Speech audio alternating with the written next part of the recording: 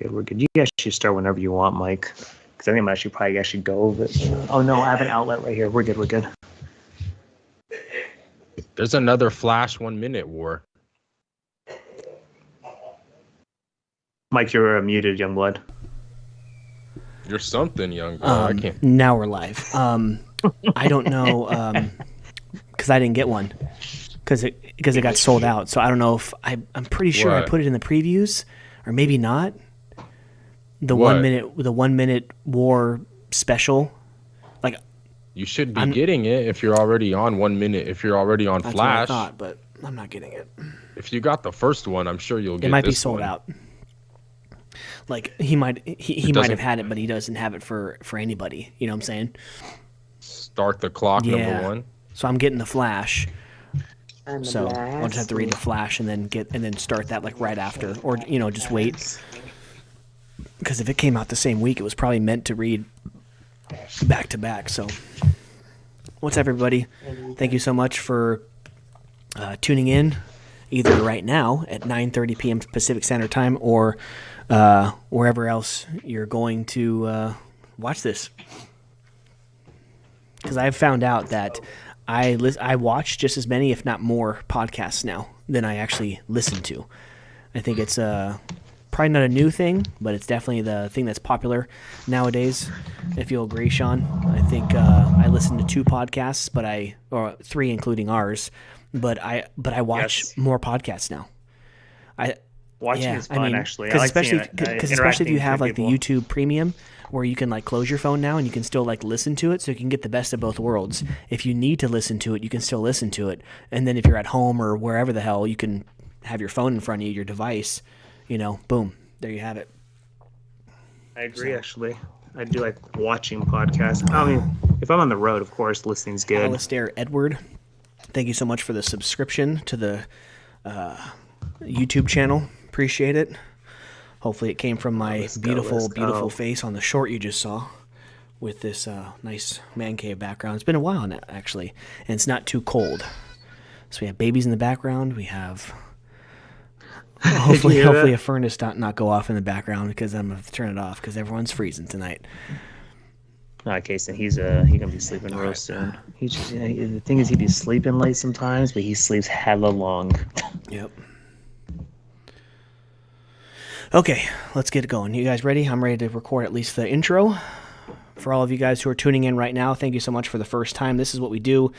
We record live, so we're going to go ahead and do the intro and then take a little break just in case you need to go to the bathroom or get a drink. And then we just, boom, one shot, one kill, the rest of the show. Okay. Let's get 10 seconds of silence in 5, 4, 3, 2, and... Filter. The pop filter. Sep9. 9. Sep9. We said your Twitter handle, SCP9. It's like a Tagalog thing. Sep9. Sep9. Fuck you, Sep9. Sep9. I actually have I think you brought that up. Sep9. I literally had this shit freaking like sitting like right next to me. I just forgot to freaking plug it into my little table right here. Okay, go ahead and mute then. You're going to be...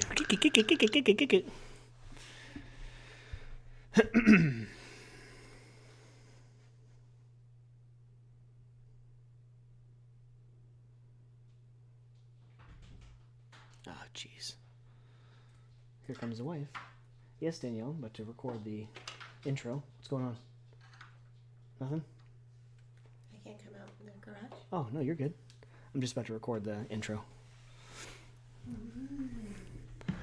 What's up, Nia? What's up, Nia? Huh? Sean says, what's up, Nia? Who's that? Sean. Nia? Like, son. Oh, Nia. Got Yeah, it. like I can't say it because we're live now. Jeez. No, but he's saying it like that too. Oh. Hello, sir. Mike's gonna cause a freaking revolution. Kyle Larson, about to forget my boy Kyle. What? You Come on, my boy. For what? I don't know. I don't want to get my hair tangled again. I know. That was not fun. Danielle's hair looks good. Got my hair. No, she got her hair caught in the thing, like the little flappy of the thing, like in here. Oh my And God. I tried to help, try to get it out. And she's like, ow, No, ow, you ow. didn't. You ripped my hair out. That's not helping. Well, you kind of tugged. Just because you're mad She that got you're caught- bald, she got don't caught- try she to got make caught, us my all boy. bald. Don't be jealous that my beard's luxurious. Hashtag Trying to get caught up, my don't hate boy. Chase. I clip. Danielle has a hashtag for the night. Hashtag don't hate Chase. Because I have some words. It's not the worst, but Don't lie. We got into a fight about it today. well, yeah, no, not a fight, but we got into a debate about it. Yeah, Fight. fight. Okay. Get out of here. Out. Get out. All right. 3, 2, and Your mama. shut up, dude. Tu madre. All right. What is up, my boy? What's up, fans? What is going on, fans? Welcome back to another issue of the Comic Bookies podcast. Like Thin Lizzy, the boys are back in town after a week off, our first of many every other week episodes. So let's get right into it. We have a lot to get into. So sports this week, we have an NBA and EPL standings check-in. NASCAR, we get all the details, the juicy details of Mark's excursion down to Fontana with the race and also last week's Las Vegas race. And then we preview this week's race in Phoenix, as well as next week's race in Atlanta. And I have a little chat with Sean and Mark about who's the dumbest right now in sports. Is it Chase Elliott or is it Jean Morant? You decide, and hopefully we'll go. Oh, hold on. I'm just going to end it at you decide. We'll let you decide. And over in comic books, again, 2 weeks off means a lot of books to get into. This week we have Marvel, Boom Studios, Image, Dark Horse, Ablaze Comics, and of course our favorites, AWA and DC. And in news, Daredevil. Huge news for the new Daredevil show. Give me more Teenage Mutant Ninja Turtles, the Chris Rock stand-up we get into, and we say goodbye to Barry. No, not Barry Sanders, not Barry Manilow, not Barry Allen, but yes, the show Barry on HBO ends after this upcoming season 4. But all of that and more on a late night, brand new episode of the Comic Bookies podcast. Come and join us. Let's do it. Let's die. Freaky dicky. What's up, everybody? Tuning in right now. Just did the intro to the episode. Mark gives one long sniff, and we're ready to go. Everyone jump in the chat, ask us a question, or tell us how good my beard looks, or how good Sean's background looks in his high-rise apartment in San Francisco, or Seattle, or wherever that is. Could be Dublin, too, for all we know. I should just go with the white wall right now. It's actually nice. All right, Probably change it going right back now. live in 2, 3, 7, 9, 27. Oh, there we go. And welcome back, everyone, to the Comic Bookies podcast. Issue number 180 starts right now. Like every single week, we are brought to you by Treasure Island Comics in Fremont, California. Tomorrow, Wednesday, March 8th, 2023, is New Comic Book Day. So go out there, wherever your local comic book store is. Support local businesses. Support comics. Just get them any way you can. Alex, in particular, is opened up every Wednesday, Friday, Saturday. So go out there and get some books because we got plenty to get to this week. I got, I think, 9 or 10 this week. Sean, Mark, this is our first week where we go every other week, kind of give ourselves a mental break, a physical break, spend more time with family, especially since football's not here. But of course, like we figured, it's going to be a huge week in sports and comic books. But first of all, how are you doing? Man, everything is good. Mike and Mark, good to see your guys' face. Bro, the only thing I'm not happy about is more rain on the horizon. Dude, can we get past this freaking winter storm already, bro? All this crazy stuff you're hearing in the Sierras and Tahoe with the people snowed in. And I seen we got like one of them like little hypersonic rivers or something en route for Friday. I mean, who knows what the hell a hypersonic exactly making all these funky Atmospheric, my boy. atmospheric. What did he say? Whatever. Hypersonic? Hypersonic. What, Tails? Sonic and Tails. You know, Hypersonic. the last time Sounds like we a had weed. one was probably the first time I even heard that term. It's probably the first time I even heard that term. But either way, man, I mean, that little weather, I've seen like 9 days straight of rain. So, yay. That sounds... I mean, the freaking... Yeah, where were you a month and a half ago? That was the same term that kept being brought up when we got dumped on like 2 months That's ago. what I'm saying, though. That's the first time I heard it was that the previous time we had it. And this is the second time. That sounds like a good Never. weed. Hypersonic river, cryptochronolite, Hypersonic purple. river, bruh. Chronic. Some of that good ganja. Everything's good. You though, can have bro. your own strain, Sean. Yep. Might need to. I'll talk to the homie real quick. But now, how are you? Hey, how are you guys doing, man? Mark, what's up, my brother? Doing all right, man. Nice to see you guys every 2 weeks now. So got a lot of books to be getting into, but man, got Mike over there with his Vans hat. That's something new and different. I like it. I like the little style. Yeah, my but, wife's just trying to change up my style, but I like it.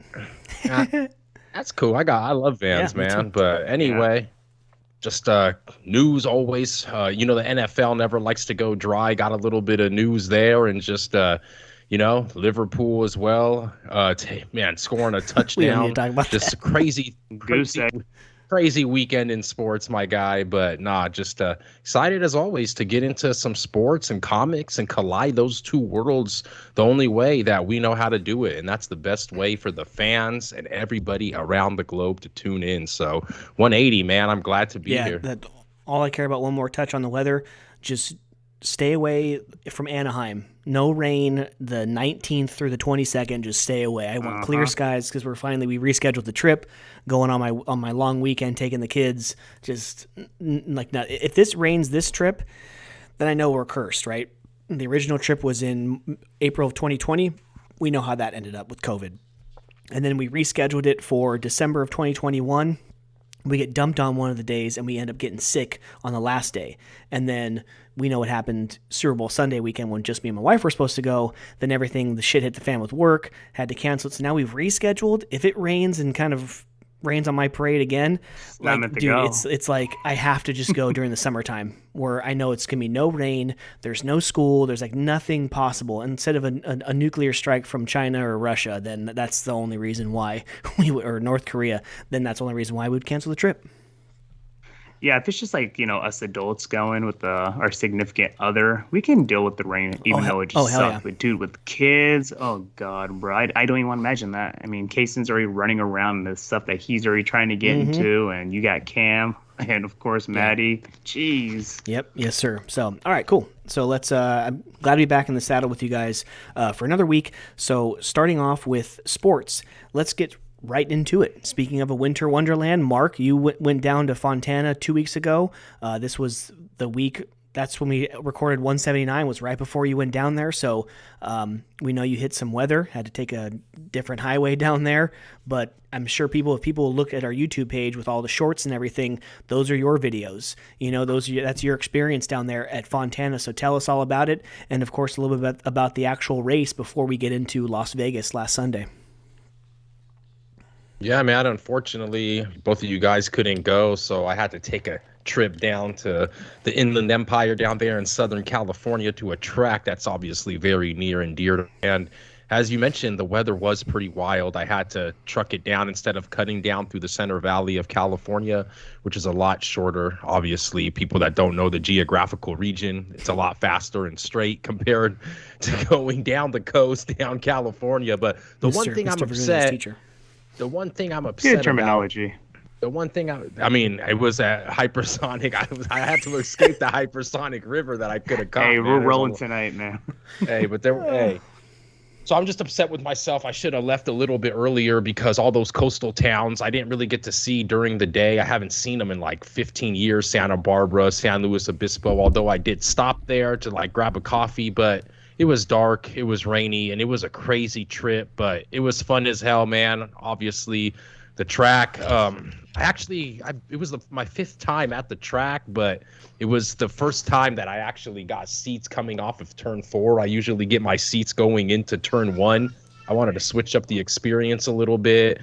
And man, may I say the experience sure as hell was switched up when I was blessed with an extra race in that Xfinity race, because I was kind of bummed when they canceled it, because that was going to be one of my things to listen to on the drive down there. So just tuned into more podcasts and playlists. But I'll tell you what, man, getting that treat to have that night race at night, that Xfinity race. And, the first race I ever went there in 2007, I mentioned before, was a night race. So it was just great, man. The racing was great.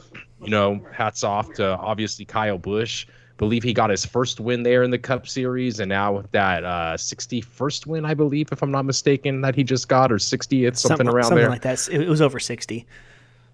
But yeah, I mean, I thought the race was pretty good. You know, to tell you the truth, when you're actually there at the track, if you don't have a scanner or whatnot, you're not really getting all the information, obviously, that you get on the TV. So the TV actually sometimes is a little bit better for me, for someone that's so in tune with the sport and likes to know what's going on with the drivers and the cars. Like, I started texting the minute I already seen Larson hit the pits. And I don't know, something was really wrong with his car, but I have no information. I was hoping you'd relay that toward me, which you did. Yeah. But, you know, all in all, it was a beautiful backdrop with the snow and the mountaintops. And, you know, John Hunter Nemechek, excuse me, won in the 20 car for Joe Gibbs Racing later on that night. And just, it was fun, man. With the second race, the Xfinity race, I got to stand right by the flag man pretty much, and security wasn't tripping. How cold was it, though, at night? It got pretty cold that night. You're right. It did get pretty cold that night. But security knew what was up. I'd say about 80% of fans probably didn't even know there was a second race there that night. So it kind of, you know, the crowd left quick. It was just, you know, as we like to say, the real ones there at the end for the Xfinity the race. ones with no work tomorrow. Yeah, that too. But man, it was just fun as hell, man. Great times. Just not only did I get the aspect of off turn 4, like I said, right by the flag stand, and just feeling the cars, you know, almost full speed right by the fence. It's just, you know, it's a rush, dude. I love it. I recommend everybody get to their nearest NASCAR race or your local track. It's really, really exciting, and the event is just great as always, man. So, Yeah, I mean, you know, I just really liked it, dude. So, yeah, I mean, that's the only thing that's now making me really, really regret not going, is because now we're getting these rumors of not only are they not going to shut down and then reconfigure the track to like a half mile or a 3/4 mile track, it might just be done forever, which really I sucks. don't think that will.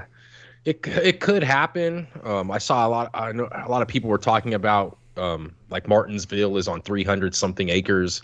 How do they expect to like have a NASCAR facility on 89 acres that they kept or whatever? Right. But you never know. And when I was down there, I took some pictures. I posted it on my Twitter account. I saw already some construction going up for Speedway Boulevard something, and it's like they already got a lot of stuff going up down there. And I'll tell you one thing, it's not going to be that people are speculating on it being housing development or condos, but man, it's literally all industrial down there. There's a transfer and waste facility right across the street from the parking lot that I parked at. So it's kind of real rural down there in Fontana, and it's obviously just, you know, industrial, and there's not going to be any. I know a lot of people, of course, sell everything for condos, housing. Yes, there's a housing shortage, but believe me, it's not going to be houses that's going to be going next to Auto Club Speedway down there in Southern California. Well, I can only pray that it's going to happen again, because I would want to get down there next year. I think a goal of mine next year is, if we don't do any like big, like, you know, like family trips or whatever, then at least if I'm doing one race, is this race coming up this weekend in Phoenix. You know, you have the excuse of having a free place to stay with my brother, spring training games, and then a race. It's like the perfect weekend for us, right? Just you hit 2 different sports, and then hopefully get to expose my brother to some NASCAR, because, you know, me and Mark have been trying to get his ass into NASCAR for the last couple months. Where are we at with the Steven project of trying to get him into NASCAR? He's so hard-headed. He was bitching and complaining about some foul on the Warriors game or whatever, and then I was like, "Wow, bro, you're really watching like the NBA, but you're not, like this trash, you know, sport sometimes, but you're gonna watch not watch NASCAR." So I don't know. He's kind of stubborn, but if we can make him some money, his boys into F1. Yeah, Bobby's really into F1. Dope. Right, and of course he had to jump on the you know Red Bull. Oh, what random team am I going to pick to root for? Oh, let's just Red Bull. Jesus. Oh, cool. F1 in Vegas is going to be dope, though. Yes, and NASCAR in Chicago too. I mean, that's bring more of that. That'd be so badass. But no, I mean, obviously, if Phoenix is going to fall through next year, well, never mind, because Fontana wouldn't be there because it wouldn't be ready yet. But that's the pipe dream. Got to make Steven some money for him to be interested in something. So if we can make him some money a couple times this year, I think he would become sort of a regular fan. You know? Make him a believer. Or get in the video game or whatever, like FIFA and that World Cup game, like really got me into soccer, right? And what about being the comic Bookies podcast here, and how great is it that someone wagering a little bit of money and obviously, trying to get into the sport via that route, which is why the community that we're growing here, that is growing on Twitter, and then I myself and Mike, you as well, are kind of becoming a part of here, right? And just I think that's what they're really trying to do, just like they're helping NASCAR gain more fandom through the exploitation of being able to wager on these matchups. And even if you don't even have a driver, but I've always been more of a Chevy fan. Whatever, I'll put it on Chevy to win the race, which you'd be 3-0 this year, so I don't know why you wouldn't, because Bowtie is running things. So it takes me a couple I did pretty good, obviously. Daytona is what it is, but I did pretty good last week, going 5-3 in Fontana, and then this week Harvick was the only one that kept me alive in my matchups, as the Penske boys didn't want to fare so well. But it takes me a couple weeks to see how these cars are running. We obviously know the cream of the crop right now, but it's going to change. Phoenix obviously coming up here this week. They're getting that new package for the downforce with that little they're like a little 2-inch spoiler now, trying to reduce the downforce, I guess. But they're always changing the rules and their packages. And I to tell you the truth, it happens so often these days that I don't even really dig deep into it that much. I guess I should have for the podcast, but it's just just know that they're gonna try to reduce some downforce. They're gonna cut some spoiler off and try to put it more in the driver's hands, really. Right. So and then Bowtie's running things, and then a freaking Ford had to go and ruin it for Larson. Like, Almirola, he was thinking about retiring last year. He just should have retired. That jackass. Like an unforced error with 4 laps. And okay, so I'm going to say something. Him and Larry McReynolds, stop it. You're like freaking Greg Papa. Larry, man. You're like Greg Papa. Oh, it's been 2 seasons since Chad Bradford's given up a home run after the 8th inning. Oh, and there's a high drive to deep left field. Oh shit! Like, Larry McReynolds every time. Let me tell you something. The last 6 races here at Las Vegas Motor Speedway, 4 out of the last 6 times, the last caution came with less than 10 laps to go. And here it is, 4 laps to go, last caution, and Larson's 4.5 seconds ahead. Bullshit. Yeah, I'm more upset than anybody at that, because that actually would have made my gambling day a lot better with my 701 ticket that I had in hand to cash in for Larson, which I was hoping for. And I already knew it. I actually thought that Larson could have won the race off pit road. But congrats to William Byron, his team got him out there quick. And he was able to obviously prevail there on that front row next to Truex with old tires. So Larson didn't really have anything. But you're right, man. But to Almirola's defense, I will admit, NASCAR called a soft caution. It's like he spun, you saw the smoke, but he corrected it and he got on his way. It's just they call it so quick. They want the excitement. Mm-hmm. They want the fans. They want us wagering. Off, and that's why Todd Furman and Chris Wormy, that's why they actually named their podcast. Chris says that Stay Green, because they gamble. They gamble on it, and that's what they want, because they're basing their bets pretty much on handicapping how they think that these drivers are going to be, like, in a pretty clean race towards the end. And when you start jumbling it up with all these cautions at the end, it ruins your bet. And I was laughing because it literally ruined my bet this weekend. So sometimes, sometimes it helps you, sometimes it hurts you, right? But stay green, stay yellow. It is, sometimes I've won races because of restarts and I've lost them. It is what it is. You charge it to the game and you move on, man. So that is the worst too, because it's like a thin line of, like, if a car spins out but corrects it kind of quick, all right, let's keep it going. Or what you guys just said, end of the race. If there's 100 laps, left, they might not have called it. But with 4 or 5 laps left, ring a ding ding, pull it out. He already had it halfway out of his pocket. He was like, "Oh, is it gonna have? Oh yeah, fuck yeah." They were me. Yeah. Yeah. But then again, and then credit, like you said, to Byron's pit crew. They made a move. They made the pit stop that Larson used to win a championship.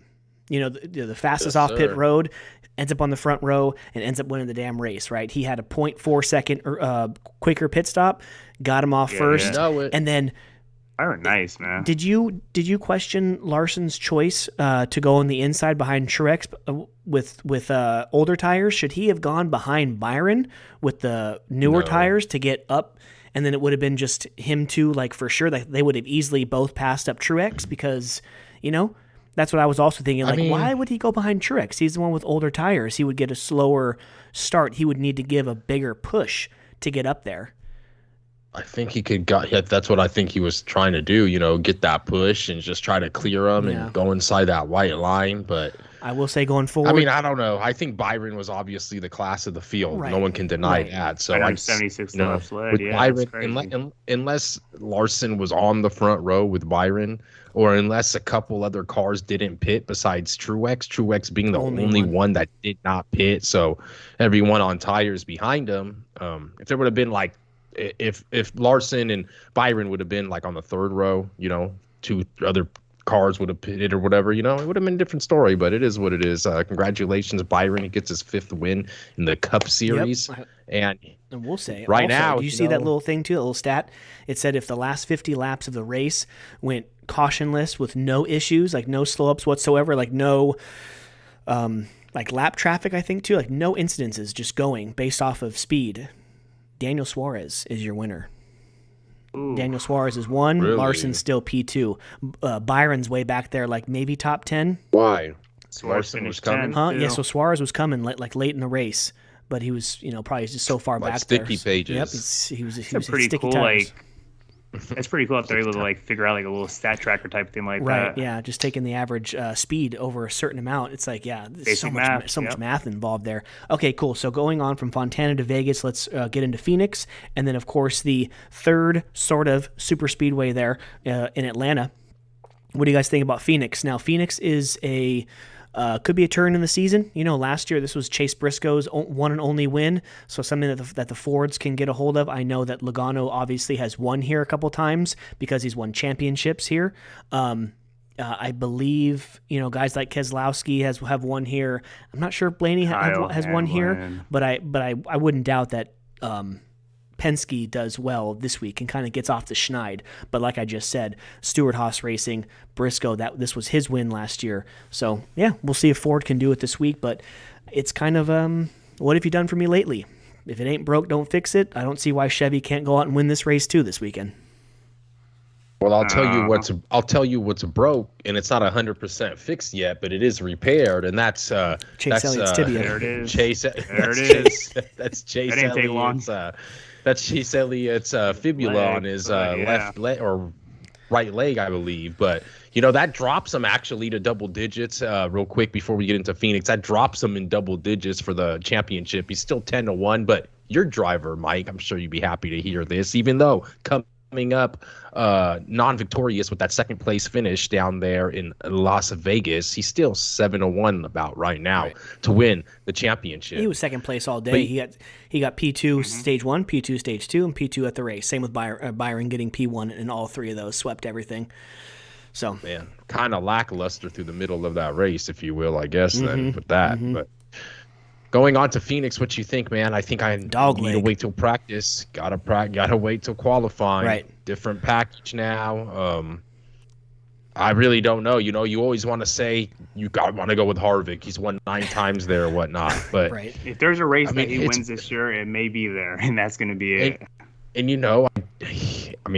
won for me last week, and I just don't know with Harvick with this new car because it's a little bit different, and he hasn't won there in a while, right? So it's like I don't know if you got those stats, Mike, but I don't think he's won there maybe since like that year that he won those 9 races. One of them was obviously not the last one because he didn't win the championship, but maybe he won there, but in the first race, in the spring race. But I don't know, man. I think the Fords are gonna have to prove something to me, which I thought they did in qualifying on the pole, and obviously I don't know what's the point of qualifying on the pole for Logano if you're going to run 15th place all day. He went flying too. So, man, that kind of I messed up a lot of people's bets too. I heard some people calling in a NASCAR talking about their fantasy lineups got screwed up because of that. And just I just don't understand. It's cool to have speed for one lap, but that's one lap's not going to win you the race. But true.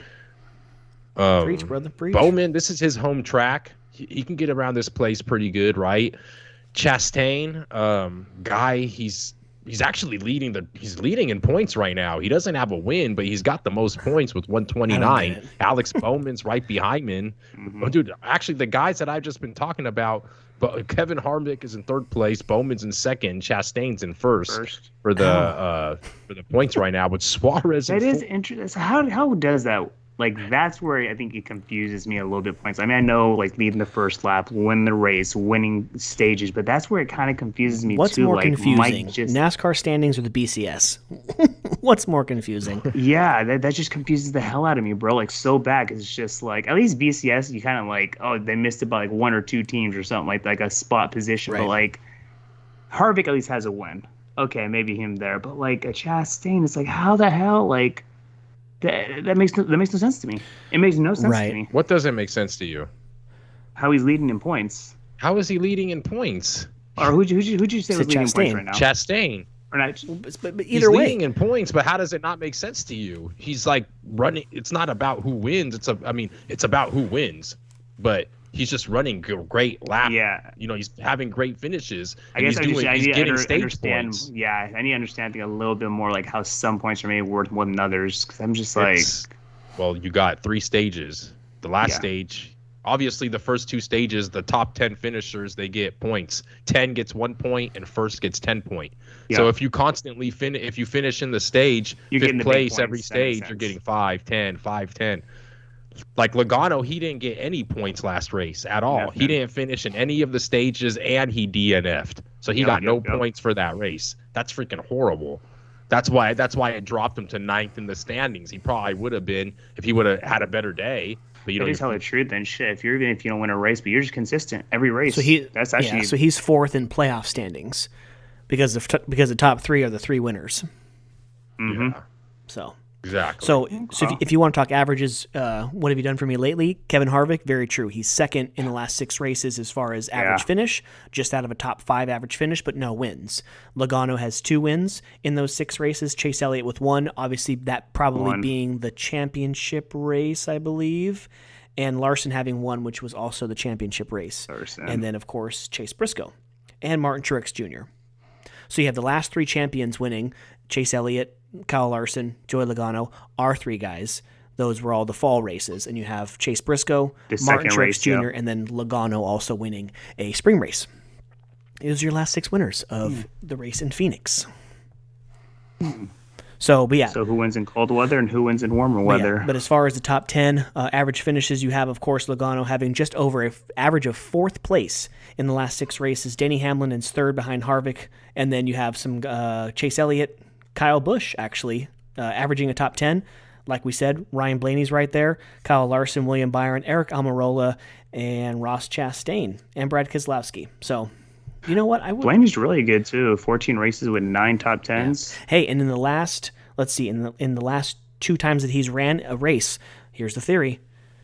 Guess who has an average finish of 8.5, let's just say 9th place over the last 2 times that he's raced there. And he currently doesn't have a car, but somebody has an opening.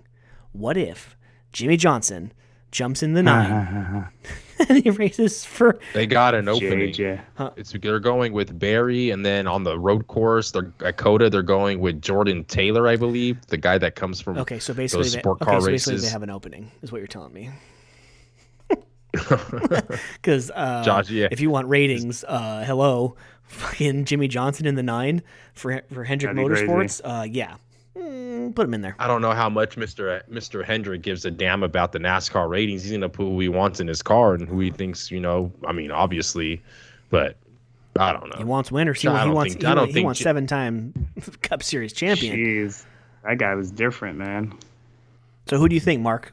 What do you say about this race? Does Ford get their first win? Does Chevy keep going? Because I see all 3 manufacturers across the board over this top 10. I see Penske, I see Hendrick Motorsports, I see Joe Gibbs, I see, technically Joe Gibbs, but now in RCR with Kyle Busch. I see them all.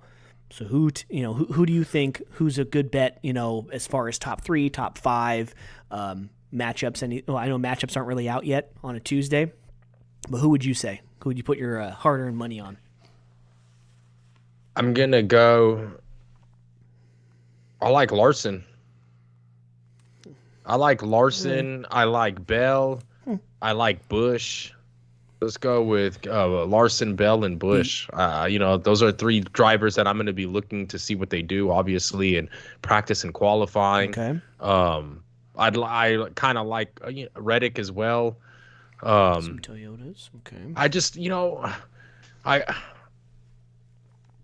other than Harvick, it's kind of hard to try to do anything with those Stewart-Haas racing cars. So I even though what's his name won last year, Briscoe, just I don't know, man. I just find it hard to.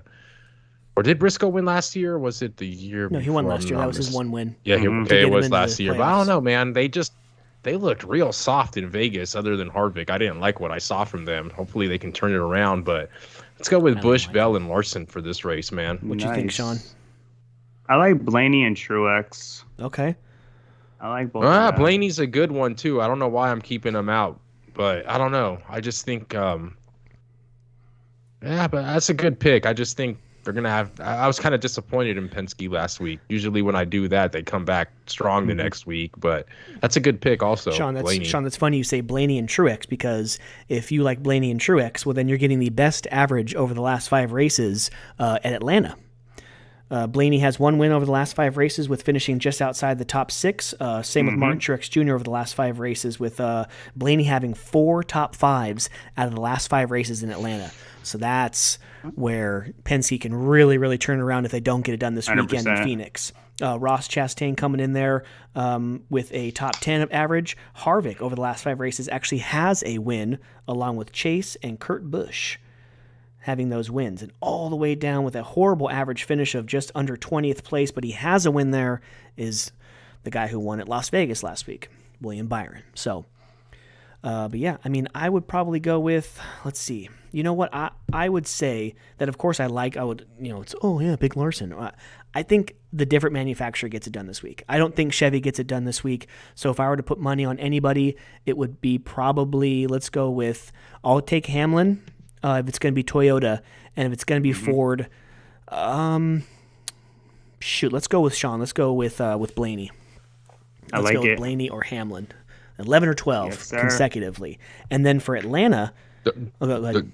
Oh, that's right, Atlanta. And I was going to say, don't sleep on Chastain either in Phoenix. No, I know. And then Chastain, he has, obviously, like I said, he's raced there 4 times over the last couple years. He's averaging under, he's a top 10 finish. So Chastain might do really well, especially since he's been, he's not always been in the Trackhouse car when it comes to Atlanta. Over the last 4 races, it's not always been Trackhouse. So now that he's in Trackhouse, he's familiar with the team, he's getting better and better year after year. That's good value right there if you can get him at hopefully double digits there for the Atlanta race. Not sure if that's going to happen, but if you can, then I would pick Ross Chastain possibly for the race down there in Atlanta. For Atlanta, stands out to me, I like actually Eric Jones and Alex Bowman. Tell you what, Alex Jones, you're going to get hell of a value too, probably. Yeah. Who? Eric Jones sorry, and Alex Bowman. Because I said Alex Jones. I mixed up the two. Alex Bowman. I don't think Alex Jones can fit through the window net, my boy. Is that jackass? Yeah, that conservative dude or whatever. The guy with Kanye. Oh yeah, that's right. Yeah, that guy. Oh yeah, the guy that said that Sandy Hook wasn't real. Oh yeah, that idiot. Okay. Anyways, off the old soapbox there. Okay, well that's NASCAR. Everyone enjoy. Let's check in on a little bit of NBA while I pull up the standings. Sean, how's your boy doing? Sean Morant. So speaking of idiots, you got Chase Elliott taking a nosedive. I don't know what Chase Elliott. I got to get across my wife. Probably not in his contract like Big Ben did. With his whole motorcycle thing. you got to give the guy a chance to have a fun family vacation. I think Larson was out there. Hammond was playing with Larson's son with little BB guns. They're all doing stupid shit, dangerous stuff. So, it just happened that Chase broke his leg. I don't know if he was on the bunny slopes. I don't know if he fell off the lift or doing a black diamond. I don't know what he was doing. But when it happens to you, expect you're going to get some love. Expect you're going to get some hate. But Mark, what do you think about this Ja Morant deal before we get into the standings? Oh man, Ja Morant, I think it's crazy that he's not on a team anymore, or he's on a team, but are they talking about suspending him or something? I think he already did, right? Well, I think he got for 50 games. No, I think he already did. Like for, was it 6 games or 8 games or something? Oh, is it 6 games? I forgot, something like that. I don't know. This guy, what's the story? He brandished a gun, and then there's like deleted tweets and stuff, and then there's a story that he played one-on-one basketball with the 17-year-old in his backyard, and then he knocked him out, like he physically assaulted him for whatever reason. The funniest thing though, I woke up this morning and I saw the Undisputed, right? Is that the Skip and Shannon Sharp one? And Skip Bayless just looks at hella white, like, Shannon, I'm just trying to understand, is he a Crip? Does he want to be a Crip? Because I've seen him a couple times, brandishing the Crip signs and stuff, it's just totally coming off as some oh, I don't know, I'm all oblivious, but yeah, I don't know. So I just hope that he's young and dumb and he's not, because he's bro, he's leaving millions and millions of dollars on the table if he continues with this shit, and he's going to get in real trouble and get dropped, or I'm saying, it's idiot, man. But what's weird with him is, I don't know, he seems like a pretty down to earth dude. I've seen him in a lot of obviously matchups with the Warriors, and I'm surprised that he'd be out there just brandishing guns. He seemed like a pretty cool, normal dude to me. But yeah, you're right. If he's just gonna, put his career in danger because he's doing stupid stuff, especially with underage kids and minors and whatnot, it's just, what are you doing, man? It's just, you see his dad always on the side looking like freaking the best version of Usher as you can get, right? His dad, it's just, man, his dad's got to have a talk with him instead of trying to get into fights with Sharp, Shannon Sharp, right, on the court side and whatnot. Man, you need to, maybe they're both hot-headed. Maybe the apple doesn't fall far from the tree, and Ja Morant is just as hot-headed as his dad. But nah, dude. The Grizzlies obviously make the right decision. This guy is obviously the face of their franchise, and he's kind of not becoming the face of the league, but he's kind of becoming a big superstar whose face is there all over the league, right? And people like him, and I'm sure kids over there and Tennessee really kind of look up to him, sells a bunch of jerseys, and you just can't be brandishing guns. Obviously that's illegal, and if you're drinking, it's illegal to be in possession of a firearm under the possession of alcohol and whatnot. So now you're breaking laws in that way, and just you just got to be smarter, Ja. You got to be smarter. That's one of the things that a lot of people don't like LeBron for his politics. A lot of people don't like LeBron for his whininess on the court and whatnot. But the one thing, most people, including myself, have to give LeBron a lot of credit for is the guy just kind of a class act when it comes to keeping himself out of, the limelight. Not the limelight, but trouble. The dark light, and just trouble. He's married, he got the kids, he doesn't get in trouble, he's not getting arrested, he doesn't have rape accusations on him and whatnot. So I just gotta say, dude, a lot of Ja Morant probably even grew up watching LeBron, and it's just you gotta look up to a guy like LeBron to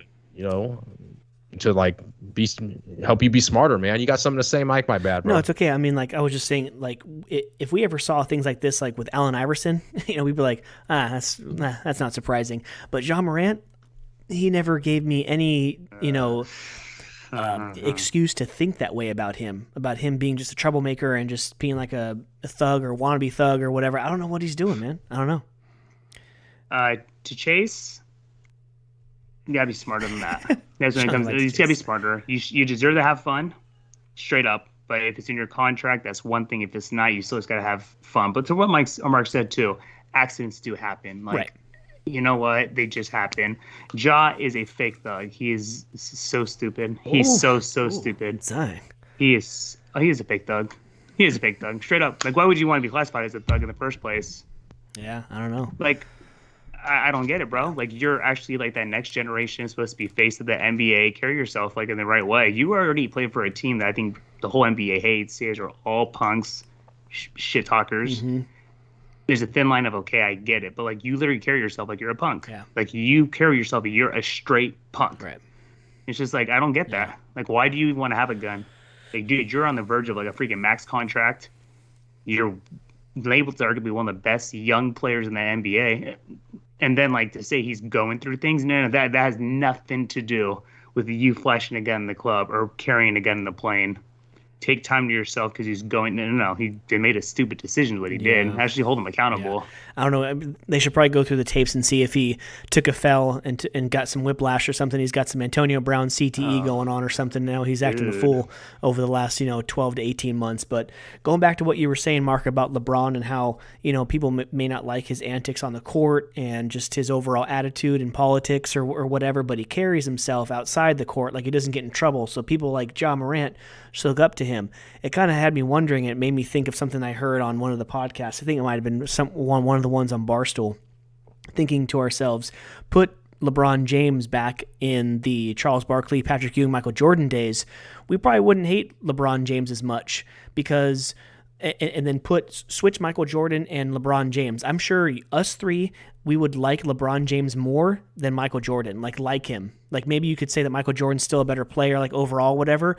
But this whole era of social media, every single thing that you do on the court and off the court happens to us like this, right? So all the stuff that you saw in the old clips of the documentary of Michael Jordan and stuff, if we saw him act like that or yell at his teammates or bully, it's like all that stuff during practice and like all the stories that we've heard, if we heard that up to the minute, like we'd hate him. We would like, what a jerk, like what a jackass, like, oh, screw him, like, yeah, he may be good, he may be breaking all these records and winning and have 6 rings and no losses in championships, but nah, that guy's a jackass. That's kind of how we feel about LeBron. Like, we know he's one of the best or second best player of all time, but we don't like him, this, and that. I just think that it's unfortunate that he's living in this era of social media where everything is in our faces up to the minute. People are live streaming what he's doing. If they live stream what Michael was doing at practice and at games, then thousands of people would not like him as much as they do now.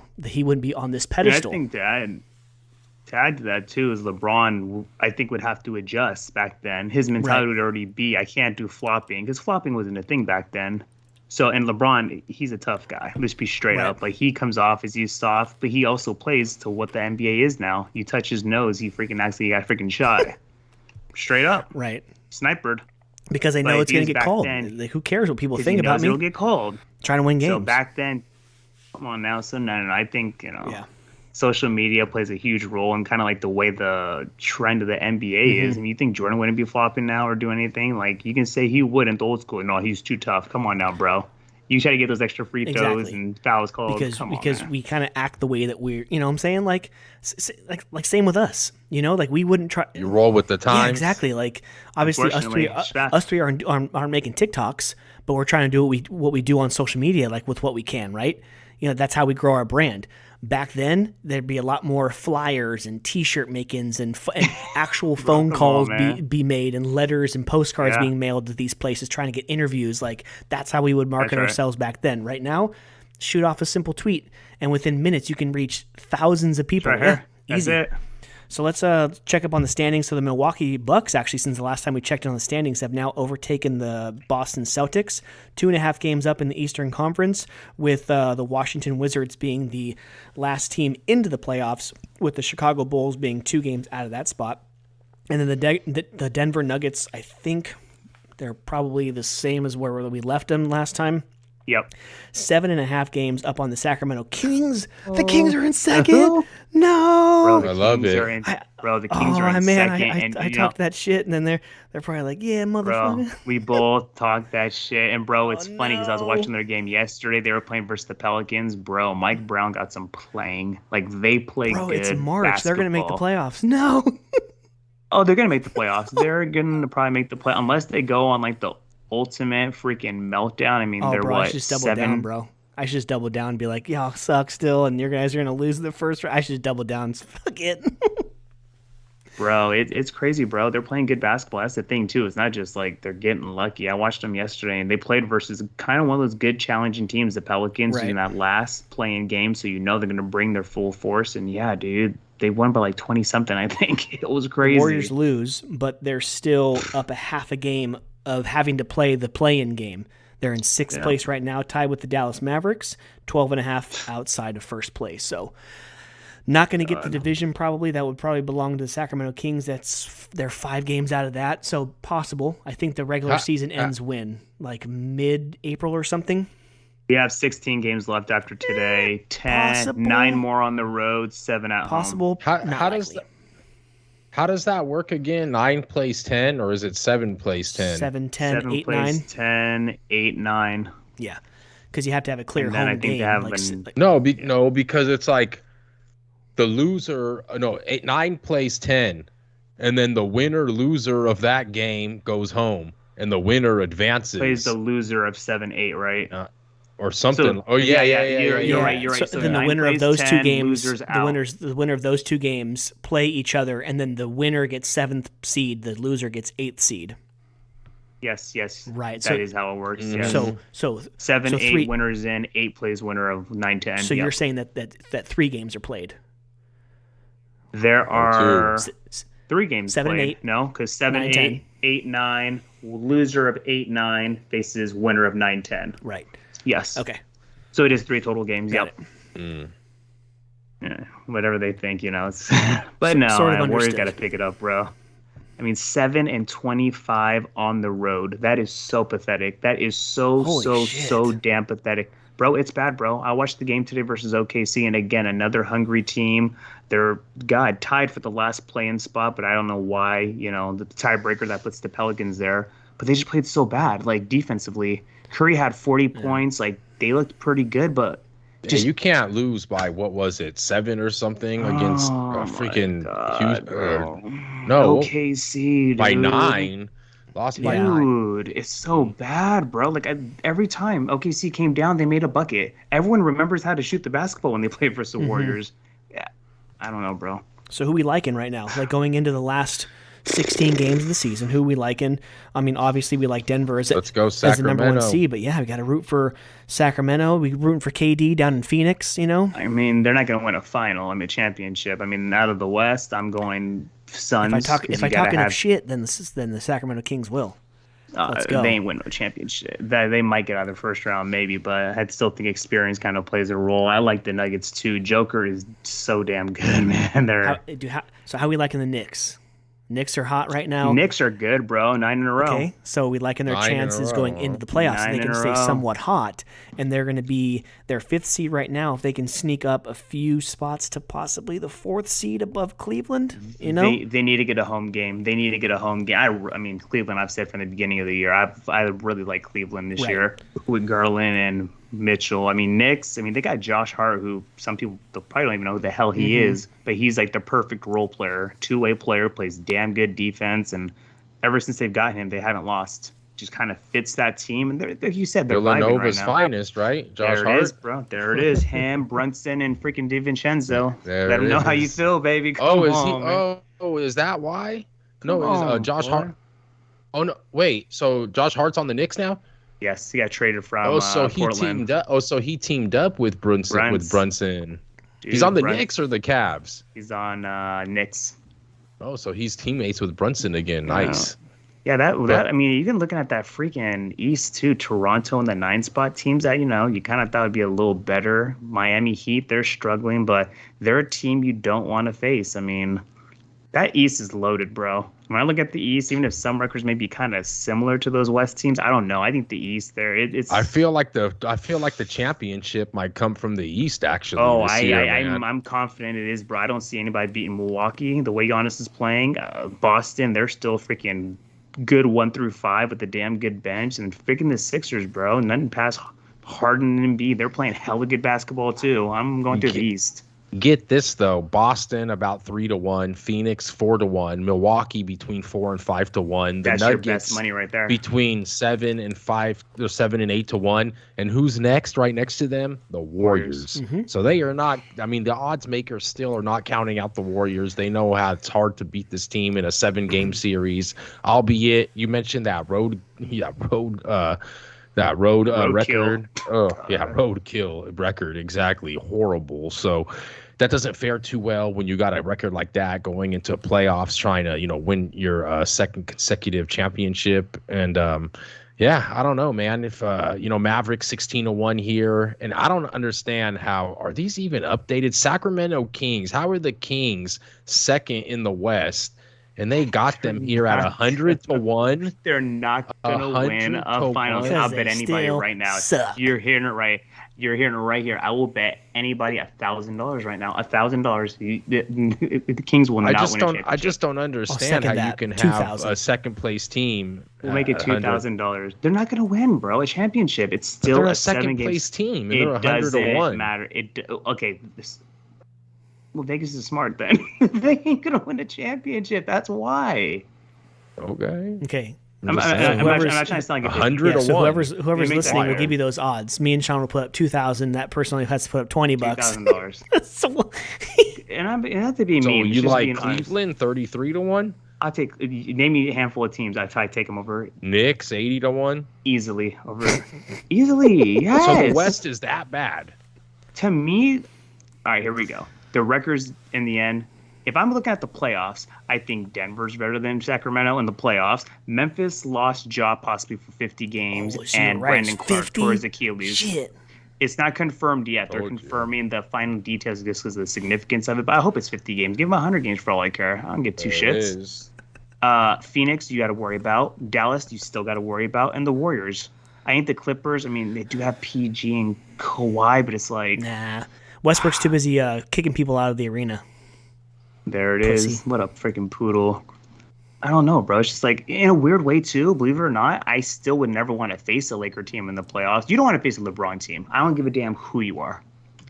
I don't care who you are. He's an energizer, bro. He just doesn't stop. That's the thing. People are like all this crap about the Lakers, bro. I hate them too. But first round Warriors Lakers, I'm like, I don't want to face the Lakers. If you can get over under LeBron's like game one of the playoffs, like over under 28, 29 and a half, he's scoring at least 35. 34 to 35. Easy, because he's going to play fucking 100 minutes. Walk-in. So, I don't know. 28-1, your Los Angeles Lakers. Yeah, I don't think the West is that bad. I just think the East is that good. Right. I mean, the Bucks might be the deepest team in basketball, and they have Giannis, who's just killing it. Dude. Yeah, Bucks are going to be tough this year. So about a month from now, the season will be over. Playoffs start. So let's go ahead and check in on that. Then about what? 16 games, huh? 17, 18 games. 16, 17 so we games, check in with them not in 2 weeks, but in 4 weeks. We'll go ahead and get another check in on the NBA. Let's hit the EPL real quick before we go into comic books. So yeah, dude, let's just breeze over some scores. Not like nothing matters. Liverpool 7-0 against Manchester United. It was a really well fought game, close matchup. Yeah, never mind. Liverpool, a freaking touchdown with a PAT. On that ass on Man U. Did not look very well. It was an 8:30 game, I reckon. It was. I was watching it. Yeah, it was. And nuts. I woke up to it. So I went to sleep, woke up for the race, and I was like, oh, piss, 7-0. Oh, shit. I thought it was like Liverpool and Man U's football team, like actual American football team. Liverpool just pulled the chair from them. I mean, United's actually been. When you take away that game, United's been arguably the best team in Europe, other than Borussia Dortmund. They haven't lost in 2013. But yeah, Man U, they eliminated freaking Barcelona from the Europa League. They're cohesive. They're playing good, soccer. Marcus but Rashford. It was one of those I see. Man, you can go right back into the next game and get a win. It was just one of those shit games. Right. Still 14 points behind Arsenal. I don't foresee Man U making a push. I only foresee Man City making that push up to beat Arsenal in the EPL. Manchester United still stays at the top 3. They are 7 points clear of the top 4 above Liverpool. Bro. Tottenham 45 points at 4th place. They are 3 points clear. Liverpool only 3 points out of the top. They're one win and a Tottenham loss away from being in the top 4 because they have a +9 differential over Tottenham. So we'll see. United. More importantly, they're getting healthy. Liverpool is getting healthy, man. And As bad as they've been, it's hard to believe that they're in that spot. How many games are we looking So they at play here? what 25, I think, and there's what 38 games. Okay, So let's see. about Table, you have teams. Some yeah, teams you guys have got 3 played in hand. 26. Liverpool has played 25. So you got about 13 games left. Easy. That's plenty of points to catch up on. Plenty of points. And Man U has a game in hand too, so I mean that's what kind of helps them with Liverpool. And Liverpool, Liverpool's goal is just try to get a so you hot got Liverpool spur ahead of them. Liverpool this Saturday at 4:30 a.m. I'll be able to watch that. All right. They're at Bournemouth, and then you have Manchester United at home against Southampton. So, I mean, looking at hopefully some wins. Arsenal at Fulham, Newcastle at home against the Wolves there. There you go. Leicester City and Chelsea. Tottenham at home against Nottingham Forest. And then Manchester City go to London at Crystal Palace. So some good games this weekend. What team in the EPL has not lost longest streak? Has not lost? The longest streak. The longest streak of not losing. Well, if I'm looking at the standings and if I'm looking at a team that that I don't really recognize from, let me see. I'm gonna go with Brentford. Fulham. No, even though they're playing good, no. It's actually even though they're actually that low, it's Nottingham Forest. Oh, They've gone, I believe, it's 14 games without a loss in the Premier League. I think I seen that correctly, but only like 6 or 7 wins. Right. Okay. Well, I mean, and at least they're probably confidently. Well, actually, 6 wins. They only have 6 wins. So, yeah, 6 and wins they're only and then freaking 8 draws. They're only 4 points clear of relegation. So they were deep down into the dungeon. Much needed. Holy shit. Holy shit. Yeah, so that means, cool. Manchester United and Liverpool play the 19th and 20th place teams in the EPL this weekend. So if they lose, then that's a bad thing. Bad thing. Yeah. All right, so... And let's touch on UCL real quick. I know Sean's happy about that, as well as his grandpa. Benfica, baby. There it is for Bruges, right? Benfica advances 7-1 on aggregate. So does Chelsea, 2-1 on aggregate over Borussia Dortmund. And I don't know if you guys tuned in to any of these games, but got some tomorrow too. Congratulations, Sean. Yeah, bro. Obviously, a good thing for man. Benfica. I mean, we were talking about it when the draw came out that we did kind of get the easiest team. But then again, at this point, you're just trying to go as far as you can. So I think that was 16. Now it's like moving to the Elite 8, per se. So yes, that was the round of 16. Yeah, so, man. Final 8. Quarterfinals. Yeah, quarterfinals. I mean, Benfica, like I said, they're rolling along and they're playing good. I think they're like 9 points clear also in the Portuguese league from Porto. So... yeah, man, they're doing all right. Doing all right for themselves. Right. Gonçalo Ramos, Portugal's finest, had 2 today. That's right. On the 42nd or the 47th minute and the 57th. So going into half and a little bit into the second half as well. Bayern Munich tomorrow against Paris Saint-Germain. Yes. Bayern Munich leading 1-0 on aggregate. No Neymar either. Tottenham Hotspur versus AC Milan. Milan 1-0 on aggregate. So... I know Liverpool's pretty much done here after losing that 5-2. I doubt they're going to be able to go into the Bernabeu and be able to do anything over there in Madrid. So you also didn't think they were going to win versus Barcelona, and they're down 3-0. That's different. Then? They were at Anfield back then. I know. And you know what the difference is? They were at Anfield back then, and for some reason, that's the Spanish team that they seem to have a better chance with than they do with Real Madrid. Obviously, Real Madrid beating them twice in the final, and again leading here. So it's looking ugly. But we'll some good games to come up, that's for sure. Some games tomorrow, some games next Tuesday and Wednesday as well. All right, so let's take a quick break because I forgot to bring my books out to the garage. So I'll be back in 2 seconds with the Comic Bookies Podcast, episode 180. Be back in a flash. Barry. BRB.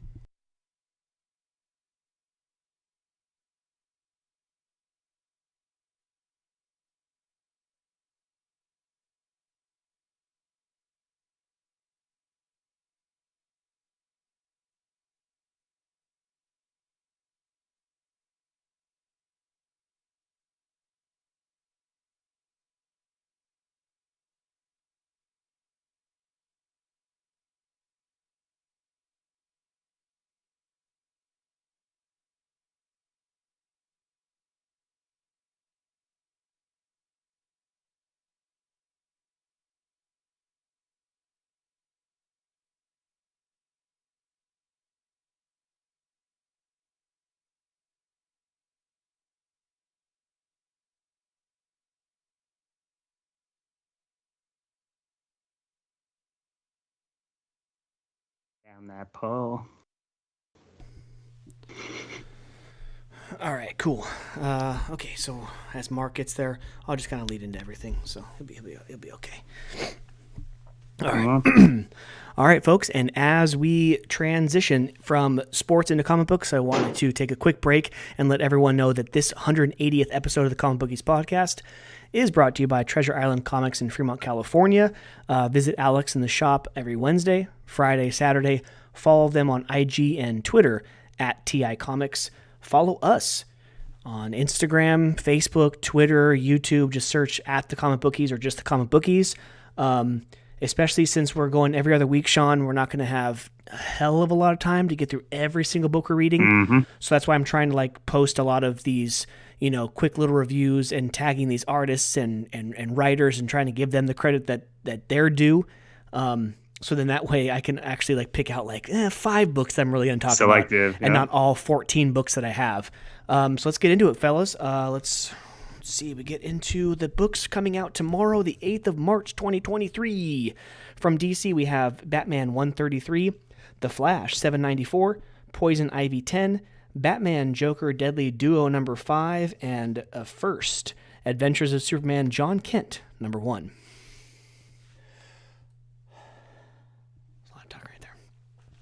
And Marvel this week gives us Amazing Spider-Man 21, Moon Knight 21, X-Men number 20, Avengers 66, and Fantastic Four number 5. Image gives us Spawn 339, Rogue Sun number 11, a new story Stoneheart number 1, and a book that I'm actually reading pretty good, Almighty number 2. Boom Studios gives us Know Your Station number 4, Dark Horse, a new book actually I'm getting called Clear number 1. Ablaze gives us Traveling to Mars number 4, and AWA Black Tape number 2. Let's get into it, fellas. A lot of books to review.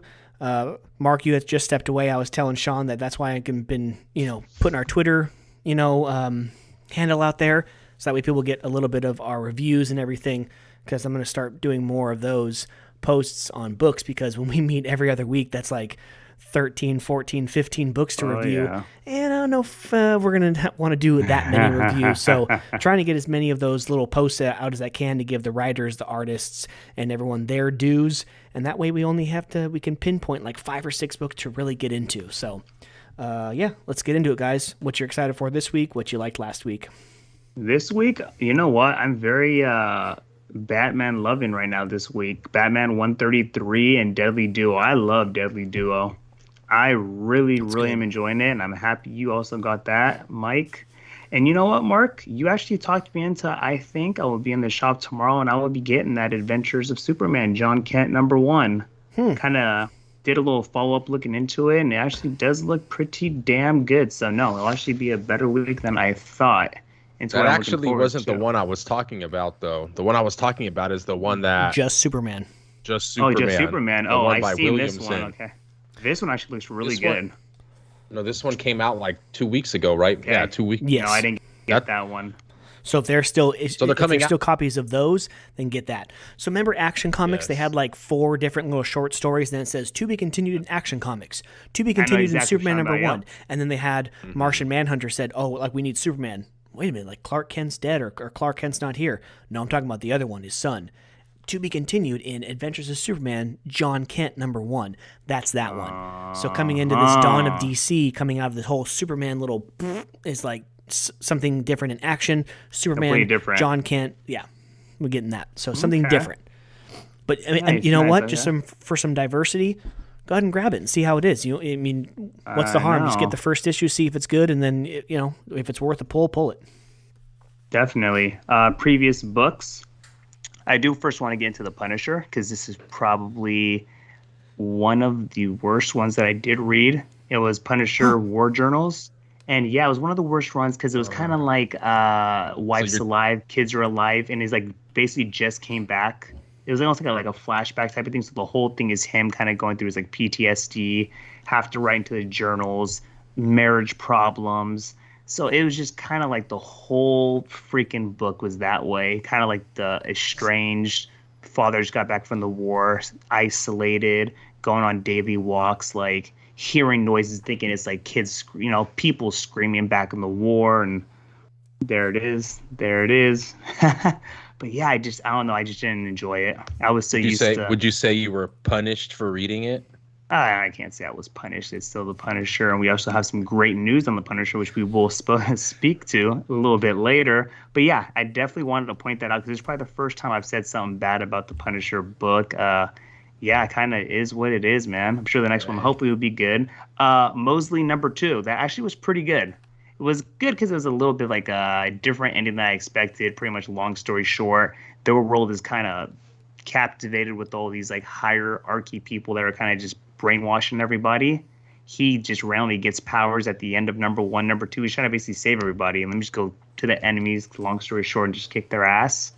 But at the end, when he does kind of proceed to do what he wanted to do to the hierarchy type enemies, like robotic type people, everyone actually starts getting mad at him, like, hey, they were going to make us elite and they were going to bring us to the hierarchy. Why'd you do it? Why'd you do what you do?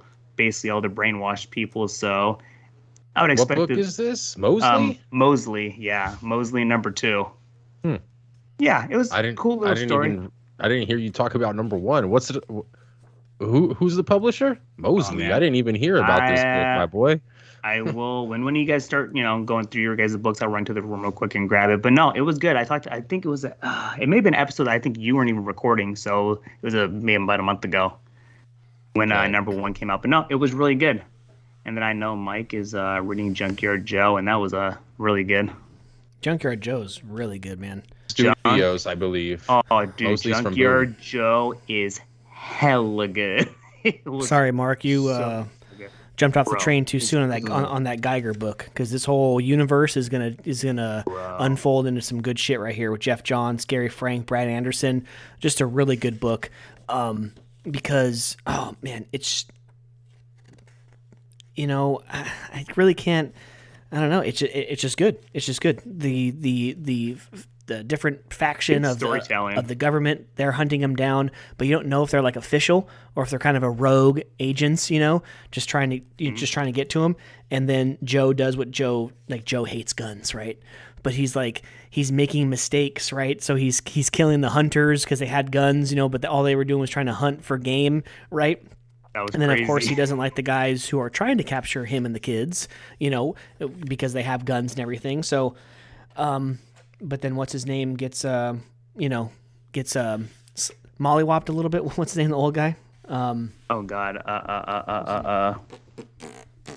Jesus Christ. What's his name? The guy, Mr. Davis.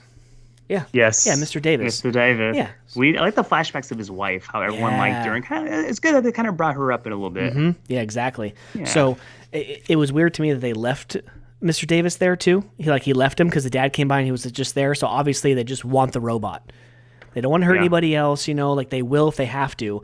But yeah, he's leaving an easy trail because he's killing these guys that killed the deer. Right. Well, he's not killing them, but he's breaking their guns and stuff. And obviously then those guys get put into harm's way from those dudes. They boom, boom, boom, those guys freaking get killed. So yeah, it's a really good book. But what's weird now is that we find out at the end that, he was actually the problem, Junkyard Joe. So we're going to find out from all these secret files and everything from the Pentagon and all that stuff. Like, hopefully they go into this flashback of why people think that he needs to be stopped instead of left alone to be the good guy, Exactly. So I like it because even all he does when he meets new people is actually starts cleaning. So it comes off exactly. Not that bad. But then you start seeing the reaction now. Once he hears gunshots, bro, forget it. Yeah, no, for sure. Moving on, the two different books that I read in the DC Lazarus Planet was the Lazarus Planet Dark Fate. That one was pretty good. Like I said, each and every week these one shots are pretty cool because they're what's it called? They're creating more stories and stuff, which sucks because we're all going to want to jump on these ones. I don't know if any of you have flipped through the DC Connect that we just got last week, but there are a ton of these new stories from the Lazarus Planet, these new, and whether they're ongoing or short stories, they're coming out from this Dawn of DC. I don't know if I'm going to get any of them just because I don't want to commit too much to too many things. But yeah. And then, of course, the Lazarus Planet Omega was the final issue of this big story, this big event with, Nezha and King Fireball and everything, and Black Alice, who uses her powers and they think is dead. And, pretty crazy. Just magic is just effed up because of the Lazarus Planet, the volcano exploding, and just a rain of all this Lazarus pit is raining down on people, giving them powers. People with existing powers, they're morphing in certain ways, whether it's good or bad. That's how we're getting all these new stories coming out of the dawn of DC, because they've pretty much created a lot of these new heroes or villains, so to speak. So, but yeah, pretty cool. I will say that the Spectre, one of my favorite characters, is in that story. And speaking of Spectre, we have one of my favorite off-continuity books, Deceased, like that zombie one. Tom Taylor keeps bringing the heat with issue 6 of 8, War of the Undead Gods. And, you have Lobo in this, you have Brainiac, you have Mixus Pitalik, you have Spectre. So Spectre is killed, right? And then you'll never believe who this is, who becomes Spectre, because he just kind of wills it to happen. That is Alfred Pennyworth. Oh. Alfred Pennyworth becomes the next Spectre. So it's a pretty cool story. And then, what do you guys think of Undiscovered Country? I mean, is there really much to say? I think this is the last issue coming up, issue number 24, because like we always say, to be concluded, I think it's a long time coming. If I think we would have appreciated the books if it was 24 straight weeks and not, I'm sorry, 24 straight months instead of taking 4 years to do like an average of one book every other month. So, like the story was just like jumping around. Yeah, exactly. It Chan, was jumping around a lot. Janet and Chang and like that. So, that end of the story took a turn. It was like they were going through the circle, right, and all of a sudden something just flipped where it was like, oh, here's the future, and then the war was won, and then Chan and Jan like they were the ones who were hunting them, and they like, whoa, when did all this happen? Like it seemed rushed this last arc or two. So they're trying to end it. Mm-hmm. Like they were. They even showed like pictures of the spiral, right? Like in the beginning books.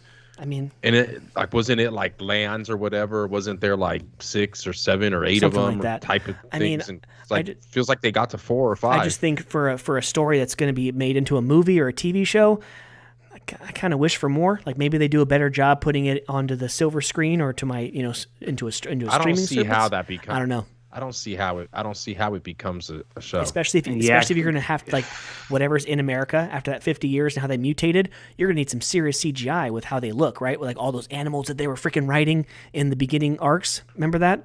Even without the CGI, just costumes and whatnot, that would be a very difficult and expensive show to try to put on, especially in this inflationary environment that we're living in right now, where everyone's trying to cut cost of productions and even cut, projects altogether. I don't think that an expensive project like that, especially something that, got rushed. And I always mention sometimes, I'm going to have to find that, but I'd like to see like how the numbers were being like sold on this Undiscovered Country, how many times it's been dropped, picked up, because,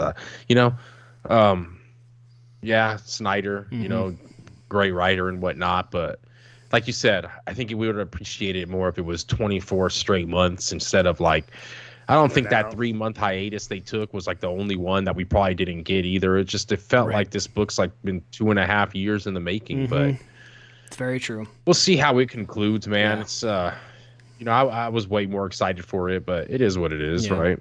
Another story that I wish you guys had been on since the beginning. It's been years and years, a couple of different stories within this universe. I know, Mark, you got the Harley Quinn story just because you're a Harley Quinn fan. But Batman Beyond the White Knight, this 8th and final issue of Batman Beyond kind of in this story. And then, of course, leading into what the new story in May is the Joker and Harley Quinn's daughter. We have Batman Generation Joker coming out in May. So that's Katana Collins and, of course, Sean Murphy. Just an amazing universe, just another off-continuity stuff. I just really like it. So I love it. Sean, let's talk. Did you do Damn Them All number 5? I posted about it. I didn't. I didn't do number 5. I am caught up through, I believe, 4, which I read, man, like a week and a half ago. You gotta read 5. So I'll save 5. I'll put it on this. I'll put this area of my desk. I still have to talk about that. Let's do The Flash. Now, we will say we've talked shit about the Josh Williamson, the end of his run. We've talked shit a little bit about a couple of these issues from Adams. I like this. This is a pretty cool arc. One is pretty good. I like this arc, man. What do you guys think? What's the name of this group of enemies again? The Faction? The Fraction. The Fraction or something like that. They're actually making it like appealing. Like they're actually like almost like a one step ahead of this, group. It's something we've never seen. Yeah, they're one step ahead of the organic conduits or whatever they like. God, there's a word. Yes. Yeah, I mean it's cool. It's a cool way to. I think it's a cool concept for a villain. You're faster than everything else, and then the people that are as fast as you are the people with the speed force in them. You have to use them to then power all of your shit. So it's really cool. Like everything's frozen, and if I see you move at all, boom, I have to like kidnap you, and then I have to use you and use your speed force. I think it's a pretty cool concept. Big ass Superman in the beginning, blah, blah, blah, blah, blah, blah. Right? Because he's super fast, but he's just a little bit slower because he doesn't have the speed force inside of him. So it's pretty cool to have all the Flash family. It's going to be weird how they end it because you can't kill. You can't. But they still got that. They actually still got that 1 minute war special coming out. I mean, and then we have this week's. We have part 5 of the story plus the one shot. That's right. That came out. So we have 2 issues actually this week or tomorrow. Oh wow, they're coming out with the one shot and part 5 on the same week. That's right. Wow, that's odd. Yeah. No, this should be pretty good. The part 4, I actually liked it too. So we'll have to see what happens to Wally because. Wally. He ended that Chevy, that bow tie Camaro, that 67, 68 right there. That boy turned into some dust. Yeah, but they can't kill off Iris. Something has to happen where shit gets reverted to right before shit goes down when everything happens, and then everything gets frozen or whatnot. So that emotional moment when freaking Flash has the ring and he's right. That's and then. Rough. Obviously, the kid Irie is in some deep shit right now because she wanted to go help fight bad guys with the mom and the dad, and but she has to watch. She was supposed to watch the Superman most important, and protect them. Most important hero ever. Yeah, that's it. Just have to, you just have to watch the Atom and Superman and all these other superheroes, and then it's what's her name, huh? Yeah. The one that looks like the Joker or the Batman who laughs, huh? It's Miss Murder. Miss Murder comes in. Is got Irie, and it seems like the whole Flash family right now is under siege, and they're actually been taken under, if you will. Right. Things not looking too good for the Flash family at all. So, Mark, Superman, you want to get into it, even though Sean hasn't read it? Just you guys go ahead if y'all want to. What'd you think? Did you read Green Hell? Duh. Green Hell was... Do you want to get into that later? Well, I only have 3 more. I have this one, Green Hell, and Clayface. Oh, okay. So, let's get into it, bro. Superman was pretty good, dude. I actually really, really, really liked it. But, I mean, for a Williamson book, I don't know if I liked it as much because it's whatever. I just think I'm excited to finally read a Superman. I've been reading action. I've never gotten Superman. Mike's... Look at Mike. He's excited. You weren't there back in the day when I was reading Peter J. Tomasi's initial run on Rebirth of Superman. Well, I like how it's kind of like it stems kind of from what obviously him being at War World, what I was reading in action. Right. So it's coming from basically the same thing. Obviously this issue starts off as what's her name? Leslie Livewire Willis. Livewire. She's pissed off, and Livewire is cool because me and Sean have seen Livewire in our CW shows. She's been a villain in those shows. I think it was either Flash or Green Arrow. Okay, yeah, you're right. But I think she's also in DC Superhero Girls, the little kid comic books that my daughter has, and the TV shows or cartoons they have. I think she's one of the girls that go to their high school, like Superhero High or whatever. So yeah.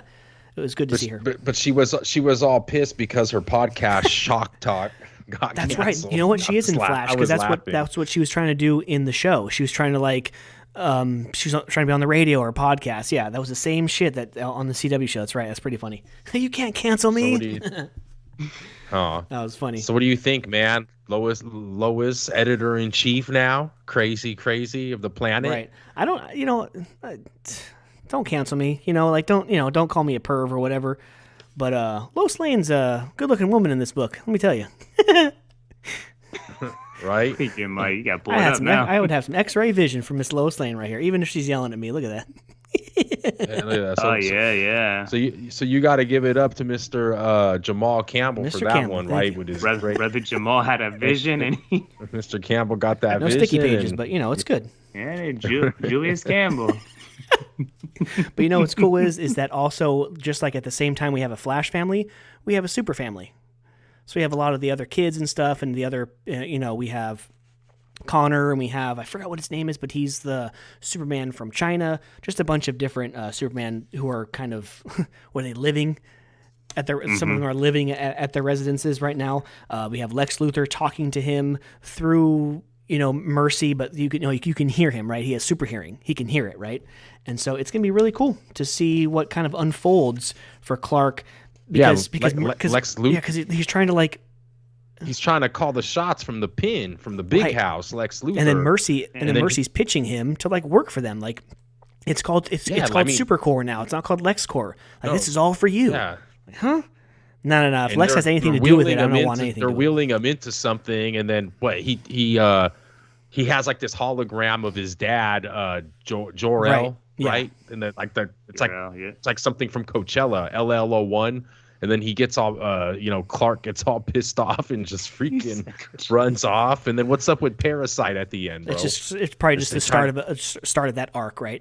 We wanted to have Superman 1 to kind of introduce this whole thing, and then in the background you're going to have Lex Luthor, but this is the first arc. You're going to have Parasite as the main villain for this arc. And once that parasite touches you, right, he absorbs Superman's powers, and then all the little minions in the back on the right at the end. That's what makes Parasite so powerful. I think Parasite's been in maybe the Flash.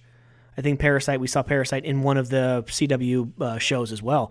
You haven't seen that before, in any kind of. Oh, that's right. You don't watch any of the fucking shows. That hologram thing. That's an old thing. I don't like Parasites, bro. The hologram. We see that in so many different Superman movies and TV shows. That's the LL01. Yeah, that's it. Not the Lex Luthor being there, but it's been Jor-El. That's the first thing that that what happens when he comes of age, when he finds his ship, when he finds the thing to go to the Fortress of Solitude. That's the first thing he does. He puts that crystal in the. This big old, looks like a computer type thing, with a bunch of crystals. And then all of a sudden, boom, hello, my son. And he pretty much teaches him what he doesn't already know about becoming a Kryptonian under the yellow sun. Yeah. Okay. All right. But it's going to be really good. I hopefully, I haven't read, like you said, I haven't read just Superman. And it's felt like a long, long time. And it's, Lex Luthor supposedly feels that, or what they're saying is that he feels like something really bad is going to go down, and that he needs Superman and whatnot. But it seems kind of fishy, right? But who knows? A lot of these superheroes or whatnot, like Harley Quinn, kind of turned into somewhat of a good guy right now and whatnot. So All right. There's a lot of different things going on in these comics. So. All right. So here we go. Lloyd Christmas, Harry Dunn. Have we totally redeemed yourself? Jeff Lemire. Has he totally redeemed himself with Swamp Thing Green Hell #2? I'm sorry if I butchered the last name, but Doug Mankey and then David Barone or Barron. Good issue, man. I mean, I feel that as I read the issue #2, I felt like I didn't need to go back and read issue #1. It's oh yeah, that did happen. That's right. Kind of. You remember Constantine? Oh, for sure. I remember Constantine. Yeah. But I love me a good off-continuity Justice League Dark characters, right? Zatanna, John Constantine, anything to do with magic. I love an off-continuity story. I got another Black Label book. I forgot what it was. It was something Darkness or whatever, but it was a 3-issue, John Constantine book that I got a few maybe a year ago. But yeah, no, I thoroughly enjoy it, especially the artwork. It does it for me. So what'd you think? Dude, the artwork was crazy. I mean, I did like it for after such a long hiatus. Man, It felt, that it one felt like he big was fighting spread, the mascot of Disturbed. right? All the album covers of Disturbed. It felt like he was fighting him. The one thing when I was reading it though, I was like, it's really gonna end in one issue now. Don't we feel like cheated? We got one. We had to wait like a year for the next one, and now we're getting one This more, month. and it's the last Yeah. one. Because I mean, I felt like the story could go as I think I really enjoyed the way the art went with like the story and whatnot, the greens and just Alec Holland just having a flashbacks with his family, his wife, and having to make like a decision to save like a humanity and whatnot. So I mean, and now how we No, go ahead. Keep going. Sorry. and now we got like the what do you call it? I don't even know what you call them, all them trees or whatever that's talking to him. Well, yeah, And it's just the green. Yeah. the green, yeah. So it's just like The perp. now they got their own story too. Well, now they're gonna die. It was kind of like the times, right? How we're talking about climate change and whatnot, and the trees are talking about like, oh, we're gonna die too. So Right. I would slightly disagree no. with you on the length of the book because to me, there's a fine line when you have a story like this and you know it's supposed to be just a short story, like just an arc. There's a fine line between, it being too short and you wanting more, and then all of a sudden there's 4, 5, 6 issues and you're like, you can end it already. I think Black Label, these prestige books, the bigger ones, I think that, the 3 issues are perfect. I don't think I've ever complained about a story being too short for these Black Label prestige ones. True. Maybe, no, because Harleen was the only, we got more, huh? Like 8, huh? Yeah, we got like 6 or 8 or something like that. Yeah, so. That's when paper was cheaper, I think, before the pandemic. Right. So, I mean, I thoroughly enjoyed the story. It's gonna be interesting to see what happens in the 3rd issue. So, but I'm excited. Mm-hmm. Yes, because we got some. I Zombies can coming say up. that I'm once again excited for a Jeff Lemire book, my boy.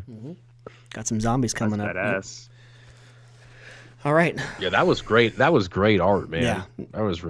It's just different, It's great and it's different, so I enjoyed it. I mean, it's just different because, it reminded me of the first one also. Yep. And what about good old Boston? Dead Man making an appearance at the end. So we'll see. Oh yeah. I don't know nothing about him, but yeah, just I was watch like Boston. Justice League Dark. Pick up like a Boston? a random Justice League Dark like trade paperback. Just The guy that sent him to the old lady with the daughter, right? With the powers or right. whatever. So just or look up in your encyclopedia, kind of get yourself used to it because I hope that someday we'll get some type of like a live action Justice League Dark. It's gonna be badass. Okay, if you guys have no other books besides Clayface, yes, no. Speak now or forever hold your peace. Because this one, my friend, like I said, How good was it? you didn't read it? Not even that, bro. How you didn't get Catwoman, I didn't get Clayface, so we traded up. Man. Yeah, bro. But please please actually tell me how it is, 'cause I know it's a one bad day, and I'm all for those. It was probably my favorite. Definitely. Damn, So was like that the good? buzz about it, like, oh, this is my favorite. I'm like, really? Because there's been some really good ones. They're like, no, this is good. This was solid. great. This could be a freaking movie. Like or maybe not a full length feature, but like make this into one of those hour and 15-minute DC animated movies. Hands down, really, really good. Damn. I like that. Struggling actor, and he already has these powers, right? He's still like a struggling actor, and he's going with one of his partners. He's working at a restaurant. He's like, kind of like just all these struggling writers and actors and everything, right? He goes for an audition, and they call in his like coworker, his friend, right? But and this guy's a comedian, right? And they were like, oh, just come in for the audition too. So he's kind of feeling like he's not an actor, right? But this is what his friend's saying. He goes, I don't know why, I'm not a trained actor. You are. I'm just a comedian. Like, I just give the comic relief, right? Like, you're the one who's like an actual actor. And he goes, you know what? You don't know what they want. So if they want this, be that. If they want that, be that. And if you don't know, then just lie, right? And so they go into the audition. Of course, Carlo Basil does not do well. Clayface doesn't do as well as the other kid. And they go on a little drive up to the hills, and he gets a phone call, and the friend gets the job. Mark, if you want to continue, kind of, we'll take turns kind of going through the story. Nah, go ahead.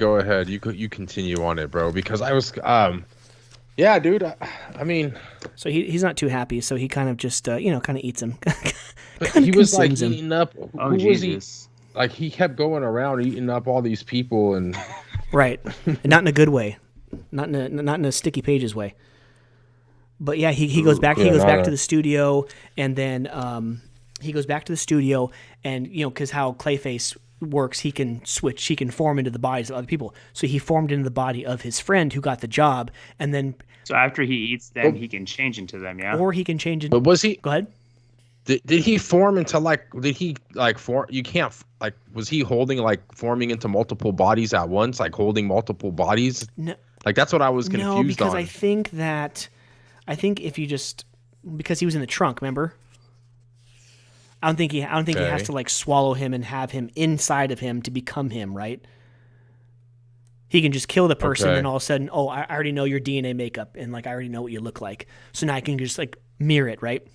So he goes to the first shoot of the day, right? We have our stars, we have this, and all of a sudden he says the lines as if he's Carlo Basil in the audition. So he's not doing well. He's not doing what... He starts melting. Yeah, exactly, right? So he's not the comedic relief as the friend was. So then all of a sudden, cut. Oh, what? No, this isn't... what's going on? And then all of a sudden he tries to give his opinion, oh, no, I thought we could do it this way. He goes, oh, you're going to be one of those actors. Okay, cool. Hey, everyone take the day, calm down, come back later, blah, blah, blah. So then the person who kind of... voted for him, or the person, the lady that kind of said, yeah, no, I'm going to give the friend the job. She goes, what are you doing? I put my neck on the line for you, and you go out and you screw this up. Not only are you fired, and you can't come back to the set, and you're fired, and we're going to find someone else for this role, but I'm going to go ahead, now my reputation might be effed. Who do you think you are, blah, blah, blah. And all of a sudden he's just sitting there getting pissed off, and before she could exit his trailer, he sucks her in and kills her. Right?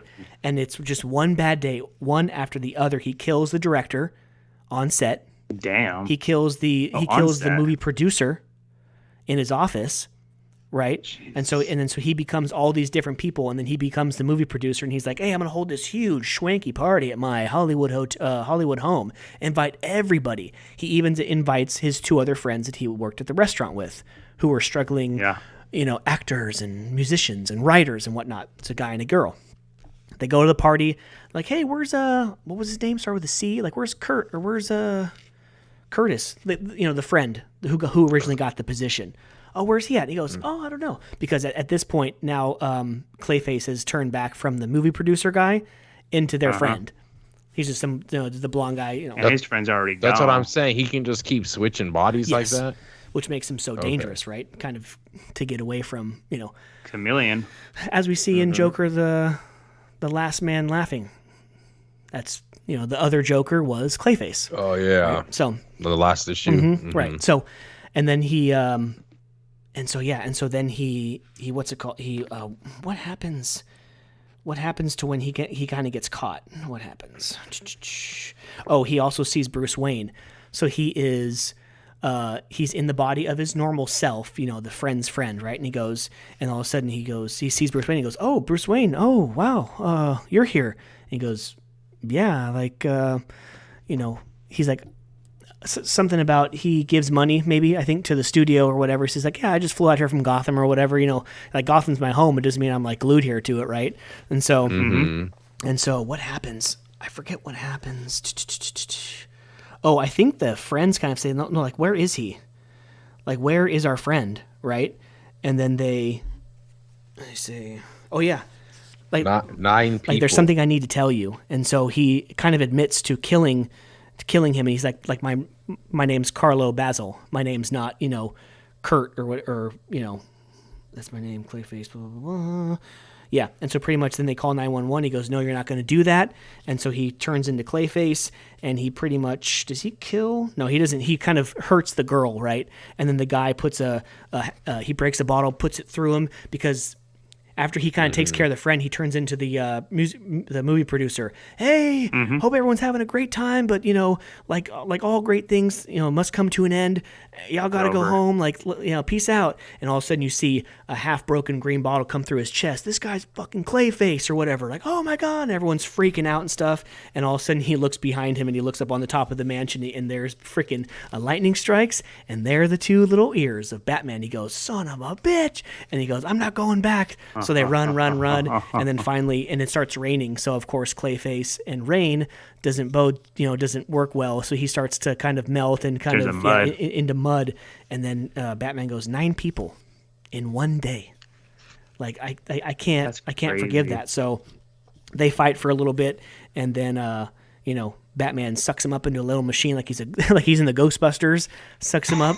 See, like he looks like sucks him up into this little machine. There's his 2 eyes right there in the final page. And then pretty powerful stuff. He's kind of reforming himself at Arkham Asylum at the very, very end, and it's just a face at the bottom of the ground, and then you see kind of like a tree like branching off, and then it's I'll show you right now. That part was dope. It was like he's talking to himself, and he goes, "I'm very open to feedback." So he's trying to talk to all 9 people that he killed in that one. So look, it's like his face, and it branches off, reaching out to all 9 people. And then all those people kind of come to life, connected to all but they're of them. his clay version of it. So an amazing story.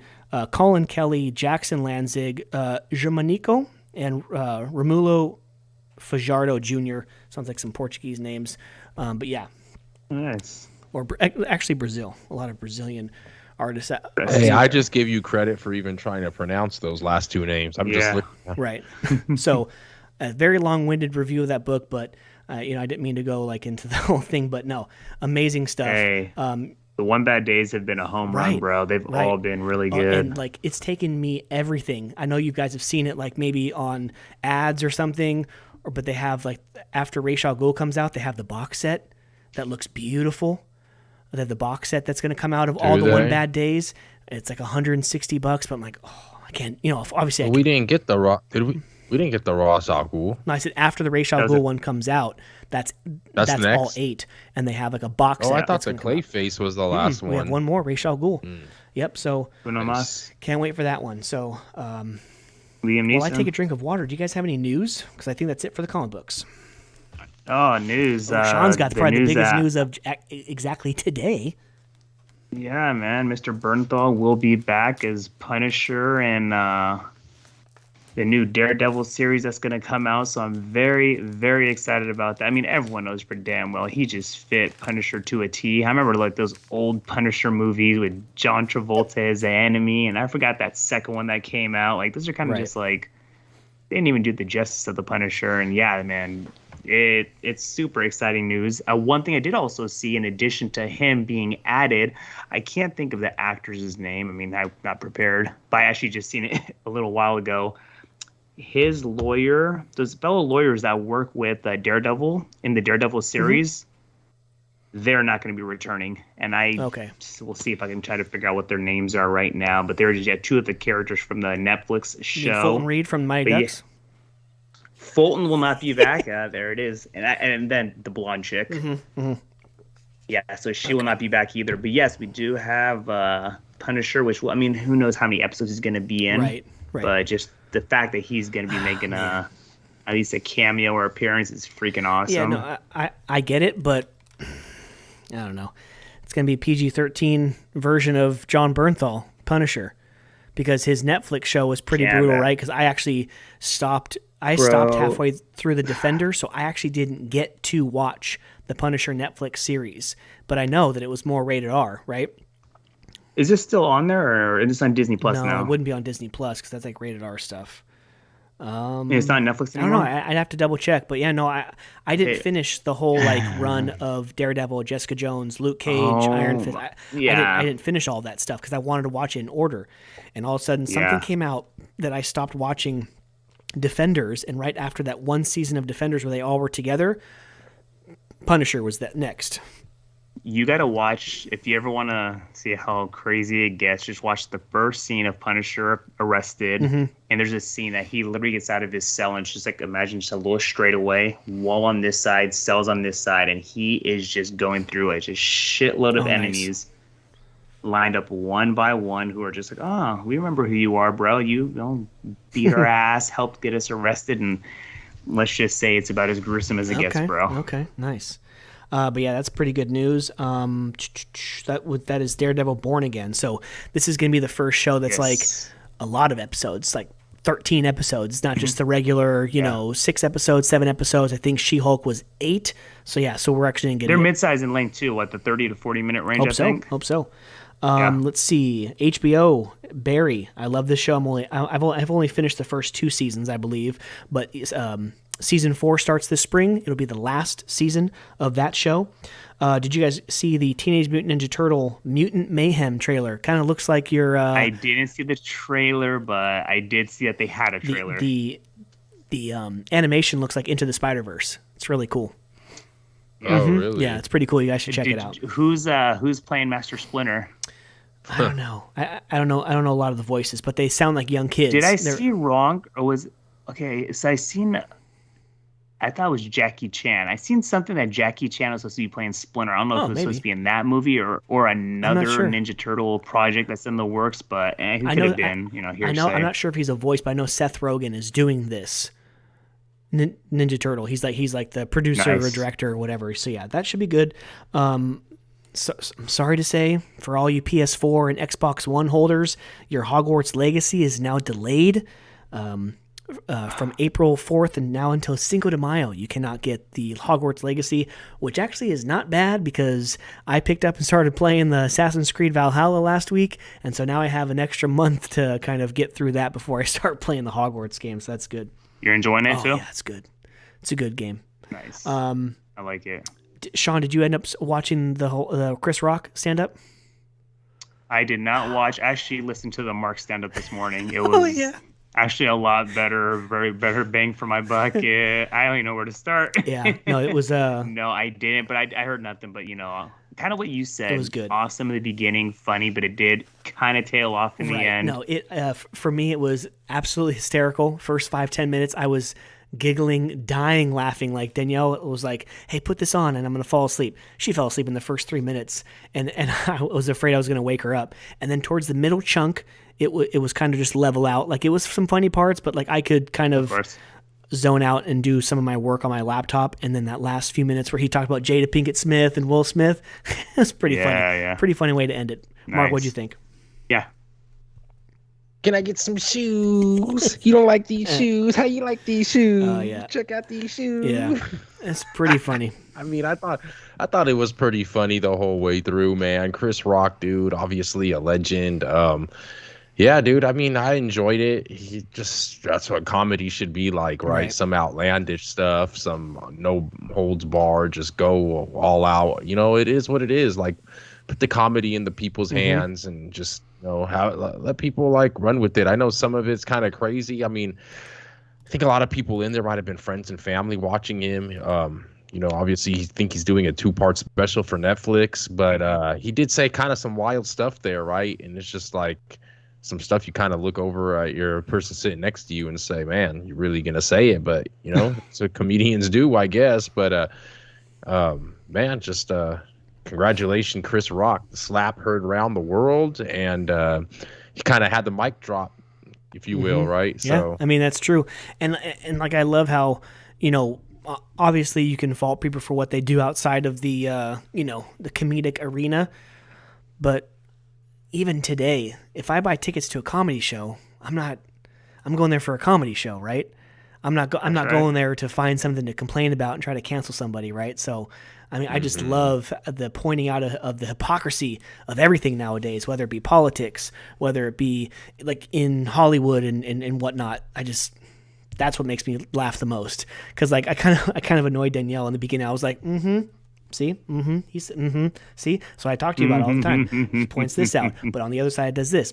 See, told you. And she's like, shut up, quiet. He's trying to tell a joke, Like I'm just right there trying to like he's giving me a speech. Like I'm in church or something. He's like preaching facts. And I'm like, That's the problem with comedy. It's like the only way to express the truth without making people like so upset about it, right? Because half of the stuff that these can be like he said, it's true, right? So it's like, right.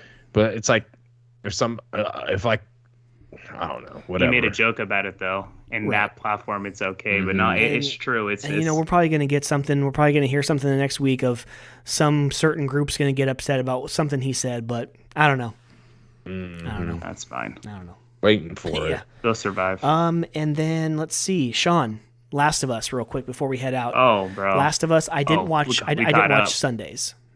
So since you were gone two weeks ago, you saw the whole episode where they were kind of on the run, right? And so I know, but I'm trying to walk myself through it. So 2 episodes ago was when they found Tommy, right? And then they finally left, and they got to the college, right? And then there was, of course, it's like a school with a little lab. Right, there. it was supposed to be like a college, like a university there.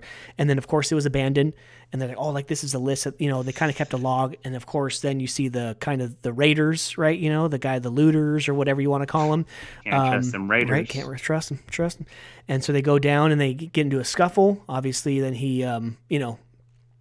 kills the guy, right? Yeah, he kills. He kills the guy, but then he gets stabbed, right? So how they got away and how they did not catch up to them, like when he fell off the horse and whatever, I don't know how that house or whatever that they got to in the next episode must have been close. But the episode with the friend in the mall, great episode. Love that episode. Very I don't know. I might be wrong or whatever, but this is just my opinion. That side episode from the main story was better than episode 3 with the couple.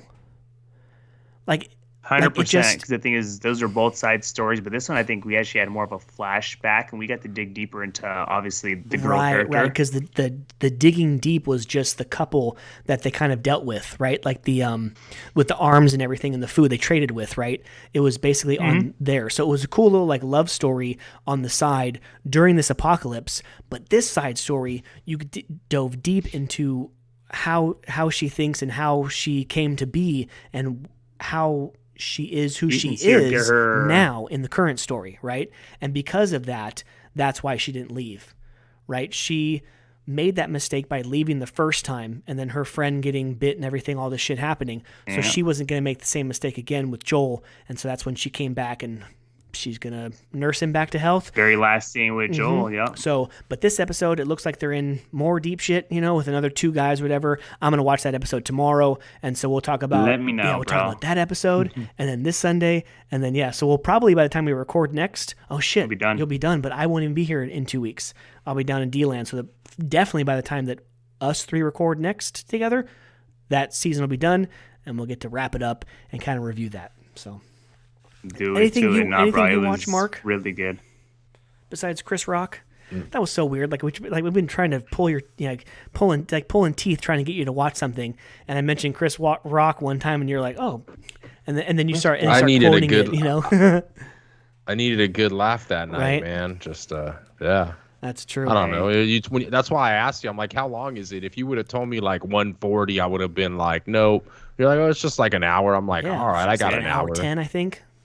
To be exact, something like that. So definitely got Mark in the joking mood, man. Ooh, Can I get some shoes? Yeah, you like these shoes. Can you get on some shoes? That was so funny. The Beyonce joke where if Beyonce worked in a Burger King, she could still marry Jay-Z. But if Jay-Z worked in a Burger King, she ain't marrying no Beyonce. I don't rethink that. But it's true. It's true. It is. It's true. Very, very true. But all funny stuff. And I thoroughly enjoyed coming back on this show here. I will not be here for episode 181. Yes. It'll be those 2 lovely clowns, opposite of me. But I will be back episode 182 sometime in April to check back in and give you an update on life and how much money I spent at Disneyland on this mouse. And but all of the collision course of sports and comics, I'll be back in 2 episodes. Those gentlemen will be back in 2 weeks. 181 is over. Send them away, boys. 180's over, 180's over, yes. 180 was fun. And again, brought to you by Treasure Island Comics. Alex, you were the man. Thank you, everyone who took the time to listen to us. Like Mike and Mark have said, this is the whole bi-weekly time of year. Or bi-weekly, God, one time every 2 weeks. So you're not going to be seeing us next week, but you will have me and Mark in 2 weeks. And more importantly, Mike, you are finally going to be able to get that Disneyland trip in. So you, the kids, the wife have a beautiful, fun time, of course. And yeah, to the fans, again, keep thanking. We thank you guys so much. The shorts are coming out. All the extra tweets are coming out. There's so much good material out there between movies, shows, books, everyone getting the credit that are due. And of course, NASCAR season is obviously fully upon us, Don't worry about the stupid combine football. Don't worry about that for like the next 8 months. We do have the baseball classic. Who's going to pay attention to that? Go Team USA. But yeah, again, guys, we thank you guys for all your support. We love you guys. Make sure you guys follow, subscribe, and keep interacting with us as well, man. What Mike said earlier, the questions, retweeting, just chime in, guys. It's all fun and games, Definitely. Thank you for that, Sean. You made my job a little bit shorter here. Just as always, I'd like to say thank you as well for the sponsor, Treasure Island Comics in Fremont, California. Hit up Alex. He'll get you situated with everything that you need in the world of comic books and more galore. So, yes, we thank you and enjoy the sports. Really, a lot of them coming up. Even the Masters is around the corner, and just baseball. Just exciting times now. So thank you. You guys can reach us on all platforms where all these tweets are going, and at the Comic Bookies on Instagram, on Twitter. If you want to send us an email, thecomicbookies@gmail.com is where you can find us. And don't forget, just tell a friend, tell your mother, tell your brother, and just share the word and spread it. We try to keep it fun and exciting for you guys that are, into the world of sports and comics, because we collide it bi-weekly now until football season. But come one, come all, and come join us every other week. So thank you guys. And until 181, I'm out. Yes, sir. Yes, sir. Little check-in on the download action here. Currently being downloaded in all of North America, so thank you to Mexico, Canada, and of course our top 10 here in the United States over the last 10 episodes. I think my brother's actually, giving us some props down there, because Phoenix coming in at second place, of course, with the San Francisco Bay Area being number 1, Sacramento, Stockton, Modesto at number 3, across the United States, Orlando, Daytona Beach at 4, New York, Boston, Massachusetts, Houston, LA, Las Vegas for you bookies, and Washington, D.C. coming in at number 10 over the last 10. For Mark and for Sean, this is Mike. I will see you guys in 4 weeks for episode 182. Enjoy these two guys for 181. And, of course, enjoy the sports, enjoy the comics, enjoy the hell out of each other. See you all in a few weeks. See us in Disneyland. Bye. Peace. And always enjoy each other. And enjoy or don't enjoy daylight savings time. Double-edged sword. You lose sleep, but you gain an hour in daylight. So what do you like? Peace.